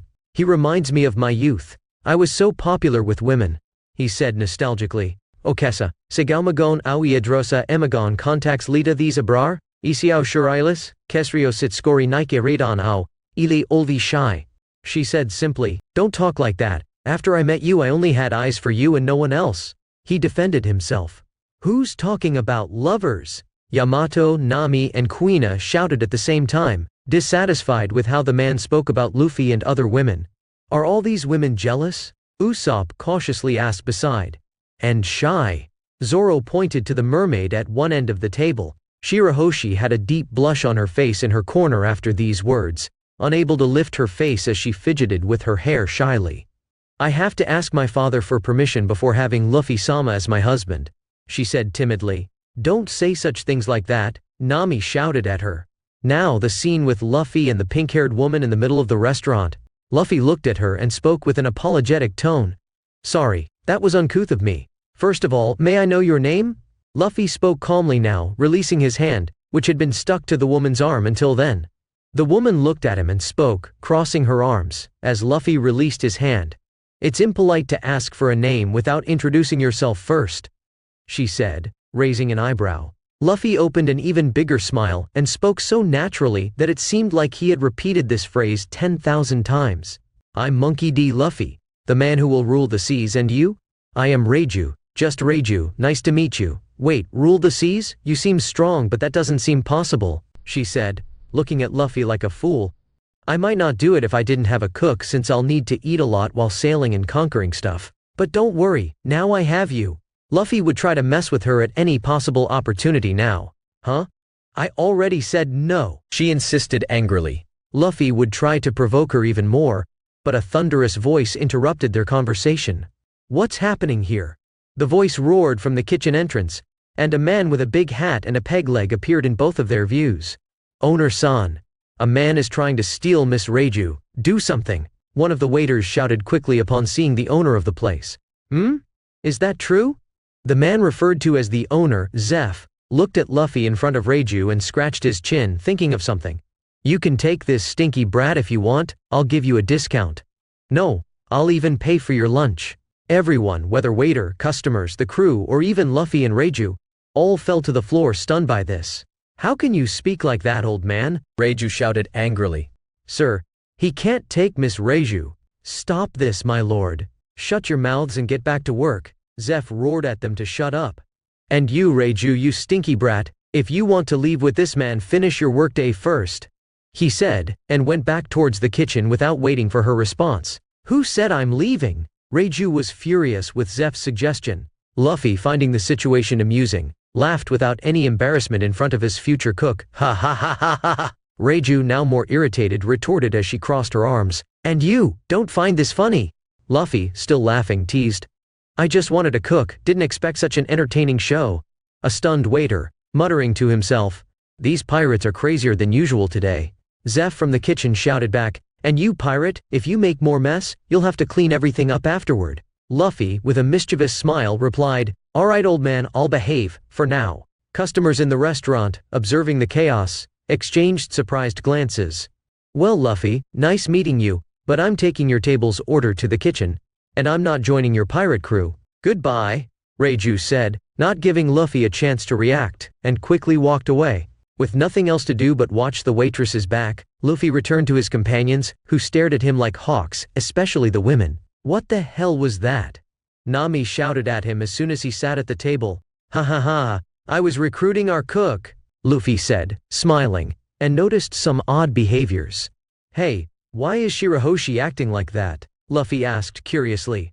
The mermaid in question was all red, unable to look at him, as she placed both hands on each cheek and turned her face as if she were thinking of something embarrassing, making a rather cute expression, in Luffy's opinion.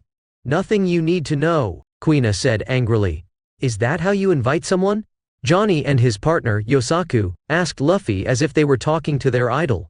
Of course that's not how you do it, Usopp shouted, giving 2 punches to the men. Anyway, she'll be coming to the ship soon, I have no doubt about that, the captain said with a smile on his face. She didn't seem to want that, Zoro said calmly. Don't worry, before they even realize it, she'll already be sailing with us, Luffy insisted confidently. It didn't take long for the food to arrive at the table, brought by other waiters who looked grumpy at Luffy, trying to snatch the beauty of the restaurant from them until recently. This is really good, Shirahoshi exclaimed, trying new flavors. Ouch! Indeed, it's great food. Why do you only eat raw salmon? Kuina shouted at Yamato. Because it's my favorite food, she said confidently. Favorite food? Or did she read that in Odin's diary? Luffy thought as he watched Kaido's daughter devour all those fish. While they ate, making quite a noise for almost an hour, an unexpected event occurred. Boom! The restaurant door swung open, and Full Body appeared soaked and injured through the doors. His gaze swept everyone in the restaurant, but his expression intensified when he looked at a certain table in a corner. You! He shouted upon seeing the group that destroyed his ship. He came here again? Usopp said. Hearing this, Full Body could only clench his fists even harder. I'll destroy you, I swear, as soon as I get in touch with my superiors. Ouch! While making a threat filled with hatred towards the crew, a shadow appeared behind him, giving no time to react, and the Marine was kicked aside, falling unconscious. This startled almost everyone in the restaurant, well, almost everyone. The shadow revealed itself as it began to enter the place, showing to be an injured pirate. Him? Wait, I forgot he was inside Full Body's ship. Ha ha ha ha ha. Luffy remembered Jin from canonical events, and couldn't help but burst into laughter. What are you laughing at? Ha ha ha ha ha. I forgot about this guy, but I can't help but laugh. Not when I remember throwing that cannonball when he was inside the ship. Imagine him being crushed by a crane ball with increased gravity pressure. Ha ha ha ha ha. Luffy began to laugh at the man's misfortune. The man didn't seem to appreciate the mockery while being the target of laughter, looking at this man who laughed at him with hatred. However, he couldn't do much, as he was all battered and weak after days without proper food. As if he couldn't feel more hatred, even without knowing what really happened, he was in his cell, trying to conserve his strength. Suddenly the ceiling began to crack, frightening him immensely. When the ceiling finally gave way, he saw a giant dark ball with several hundred kilos falling on him. He narrowly escaped not only being hit by a bullet falling from the ceiling, but almost drowned inside his cell. His luck was that the impact broke the bars that held him, allowing him to swim back to the surface, where the Marines had to bring him to the restaurant without handcuffs. Chapter: Barity. Third-person POV. Barity, East Blue. "He's Jin, from the Dawn Krieg Pirates," a customer shouted in amazement, echoing the surprise throughout the establishment. "The most powerful pirate group in East Blue?" Another voice spoke with evident fear, creating a wave of apprehension among those present. Ha! Ah, ha, ha, ha. Luffy, who was still laughing at Jin's situation, completely ignored the common customers' despair around him, receiving strange looks from everyone. "Hey, this guy is crazy. He may be a million pirate, but he's messing with one of Dawn Krieg's main members. He's asking for death. Ha ha ha ha ha." "I couldn't help but find this man's situation funny," Luffy said to his companions, indifferent to the comments coming from other parts. "You seem to be in a good mood." Zoro couldn't help but comment on the side, watching the confusion unfold. "Stop laughing like that, you're attracting too much attention," Nami yelled at Luffy. "If Dawn Krieg hunts us down, won't we be in trouble?" Usopp asked a bit cautiously, voicing his concerns. Jin, not liking any of this, ignored it for now, and walked to an empty table, sitting down and waiting for service. Silence fell over the place once again, at least for the customers, while Luffy squeezed the last laughs out of his throat. A waiter with a funny expression approached the solitary Jin, a waiter Luffy had not seen before. When he reached the man from Dawn Krieg, the waiter seemed like a terrible actor, displaying a forced smile and scratching his hands while saying, "Dear customer, how may I assist you?" The clearly weak performance was quite funny in Luffy's opinion. "Food, just food, and a lot of it," Jin said desperately. "Sure, but may I ask beforehand if you have money to pay?" the waiter said, closing his eyes with his smile more forced than usual. "Will a bullet do?" Jin simply spoke, pointing a gun at the waiter's head. "So, you don't have a penny, do you?" the man asked, maintaining that strange smile. Crack! Before Jin could react, the waiter clasped his hands and connected the pirate to the ground. Jin didn't even realize when he was hit, lying there like a kicked dog. Ow! The crowd found this surprising. "Patty, you broke a chair, I'm deducting it from your salary," Zeph shouted from the kitchen entrance, coming out as soon as he heard another commotion. That's strength. Quina found it surprising. "If you don't pay, you're not a customer," Patty said, crossing his arms in front of the man on the ground with a fierce expression. Much different from what he had until then. Jin was stunned, his stomach growling at this moment, showing how weak he was to react. "That's right, waiter. You got him there." While customers and waiters celebrated, Luffy noticed Reiju once again, next to the owner, simply turning around to the kitchen when Patty grabbed Jin and dragged him through the restaurant. The waiter Patty simply threw Jin out of the boat. "That was harsh," Nami murmured. "Is this pirate really dangerous, Luffy, Sama?" Shirahoshi asked, showing her concern for the unusual event. "No, just an ant in this sea. All pirates are weak here," Luffy simply spoke, his voice echoing through the relaxed atmosphere of the restaurant. His eyes observed the movement around, while his mind seemed to wander in thoughts. Meanwhile, Luffy couldn't help but notice Reiju once again leaving the kitchen, balancing a plate full of food toward the restaurant's door. "So, you behave like Sanji in the end?" Luffy thought, making a connection between the mysterious cook and the former crew member. While everyone returned to enjoying the delicious food, he saw the waitress and cook return to the kitchen with the empty plate. Without worrying about it, Luffy redirected his attention to his companions, ignoring the momentary commotion. "And what do we do now? I'm so full," Yamato spoke, patting her slightly swollen belly directly. "Can't you behave like a woman at least?" Nami yelled, expressing her frustration with Yamato's carefree attitude. "What do you mean? I'm a man," she said clearly, provoking strange looks from everyone around. "Then why are you jealous of Luffy?" Quina asked in amazement. Because he's my woman," Yamato said confidently, revealing her momentary drunkenness. "Wow, I regret approaching her like this. This is getting confusing and out of control," Luffy exclaimed internally, while everyone around slapped their foreheads, perplexed by Yamato's unexpected declaration. "Forget about her, she's always like this. During our adventures, she'll understand she's a beautiful and delicate lady." Luffy broke the silence, prompting a pout from Yamato. But before Yamato could respond, Luffy changed the subject. Anyway, let's stay here for now. Interesting things are about to happen soon, Luffy said with a mysterious smile. Interesting things? Zoro asked, raising an eyebrow. Ho? Ha ha ha ha, it's going to be quite interesting, especially for you and Quina, Luffy said, maintaining the same enigmatic smile. Quina found it curious but didn't inquire further, trusting Luffy's words. Luffy and his crew spent the next 2 hours in the restaurant, enjoying good food and drink. The atmosphere was lively and noisy, with laughter and conversations filling the air. While the crew ordered more drinks and had fun, the restaurant returned to a relaxed atmosphere. During this time, Luffy noticed that his cook, Reiju, didn't appear in the area anymore. She seemed to have withdrawn to the kitchen or some other unknown place. Luffy didn't pay much attention to it, as he was busy having fun with his companions. Fullbody, on the other hand, managed to arrange a ride for himself, the severely injured woman, and his subordinates using a commercial ship that would take them to a nearby naval base. The transition to the ride went without major incidents, and soon the group was on their way to their next destination. Back in the restaurant, Luffy and his crew formed a lively and noisy group at the table. Customers and some waiters seemed to dislike the commotion, but no one dared to disturb the group, knowing that all orders had been duly paid. The table remained a stronghold of laughter and conversation, standing out amid the rest of the restaurant. As time passed, Luffy observed the surroundings, eagerly anticipating the next twists and surprises that awaited him. It's a pity, in Luffy's opinion, that Reiju didn't appear at the table again, otherwise he would have teased her a bit more. As predicted by the captain, after some time, a colossal shadow projected over the restaurant, obscuring the light coming through the windows. Before anyone could react, the entrance door burst open with a bang. Surprise was plastered on everyone's faces as Jin entered, carrying a visibly injured and exhausted Don Krieg. Don Krieg's armor was visibly worn and damaged, indicating a long journey or possible recent confrontations. Its original metallic sheen was obscured by scratches and stains, revealing signs of previous battles.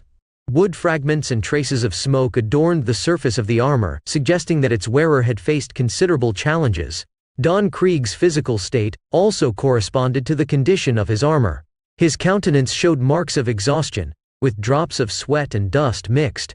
The expression on his face indicated not only physical fatigue but also a certain dose of despair and need.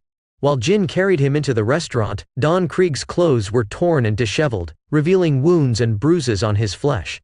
His clothes, which in previous times possessed a pirate grandeur, were now devoid of their former splendor, displaying signs of a difficult and challenging journey. The immediate reaction of someone echoed through the environment, "What? It's Don Krieg!" Everyone's attention turned outside, where they were met with an impressive sight. Beside the restaurant stood an imposing pirate ship, truly a battleship that commanded respect solely through its imposing presence. "Look out the window. There's a pirate battleship next to the restaurant," another voice exclaimed, further increasing the general perplexity in the face of the magnitude of the pirate vessel. "They're the Don Krieg pirates, run!" Everyone crowded around the window to see the enormous pirate boat, whose size overshadowed all other boats in the dock. "Please, help us," Jin shouted next to his captain, desperate, before anyone else could react. "Of course not," Patty shouted, crossing his arms as if Jin were a fool. "Please, help me. I promise to leave right after." Don Krieg seemed so pitiful and weak, his words came out in a pitiable whisper. "Ha ha ha ha ha ha. So, this is the strongest pirate in East Blue? How pathetic." Patty mocked again, looking at the man in front of him, whose appearance didn't match at all with the wanted poster or news in the newspapers. "Please." He continued to speak weakly, oblivious to the mockery around him. "Please, help. He's going to die of hunger, he hasn't eaten in days," Jin shouted as people turned their faces, trying to ignore him. What hypocrisy, Luffy thought, considering that this same pirate, starving to death, must have taken thousands of lives. People who were in a more lamentable state than him. Now, he acts like a desperate dog begging for help? Luffy didn't have to wait long for Reiju, the beautiful waitress, to come out of the kitchen with a plate of food while smoking a cigarette, not caring about everyone around. She brought the plate in front of the pirate, patiently waiting for him to start eating, under the stunned gaze of everyone. "Why are you doing this, Reiju?" Patty shouted at his colleague. "We shouldn't let anyone go hungry," she replied calmly, while the pirate, Don Krieg, wasted no time and devoured the plate in front of him, not caring about anything else. Everyone commented on how this was a bad idea, while the beautiful woman patiently waited for the pirate to finish his meal. As soon as he put the last spoonful of the plate into his mouth, before Reiju could react, Don Krieg stood up and punched the woman who fed him, leaving everyone stunned. Luffy watched the woman fall backward. He didn't help her because he wanted to see her abilities, but she seemed to be on the same level as Sanji. Jin, seeing this, demanded to know the reason for the attack on Reiju, the only person who took the initiative to feed them, resulting in a strong blow to his arm from the captain himself. The man didn't seem to care about his subordinates' questioning. He glared fiercely at everyone present, making his demands. "I want all the food you have. For all my men over there." He pointed to the ship. This left everyone startled, and a crowd of customers began to run to escape on their ships in the docks. "They're bad people. Shouldn't we run too?" Princess Shirahoshi couldn't help but cry in fear. Why? The salmon is so good," Yamato said, stuffing a fish into her mouth without paying attention to the commotion. "How can you be oblivious to what's happening around you?" Usopp grimaced as he shouted at Yamato. "Ahahaha. Don't worry, we have a new guest coming by sea, and I really want to see that." Luffy spoke excitedly, eager to meet Mihawk for the first time. "Take this." Patty came out with some kind of bazooka, something Luffy didn't imagine seeing in this world, and shot Krieg point blank. Boom! The explosion raised smoke as it subsided, but Don Krieg seemed unfazed by the attack. "What?" Everyone expressed fear at this moment, seeing that things were getting very bad for them. "Do as I say. Give me all the food to feed my crew, otherwise, I will destroy this restaurant," he exclaimed like a madman, and continued announcing his plans. "I intend to return to the Grand Line and prove that I am the strongest man in the world," he declared. Reiju got up calmly, a bloodline on her forehead, but she didn't seem bothered by the injury. Luffy wondered what she would do, and when she headed to the kitchen with the displeasure of her men shouting at her for feeding their enemy, a hand caught her and stopped her from continuing to walk. "Hey, why is my cook going to waste food on a dead man?" Luffy casually asked, ignoring the imminent danger.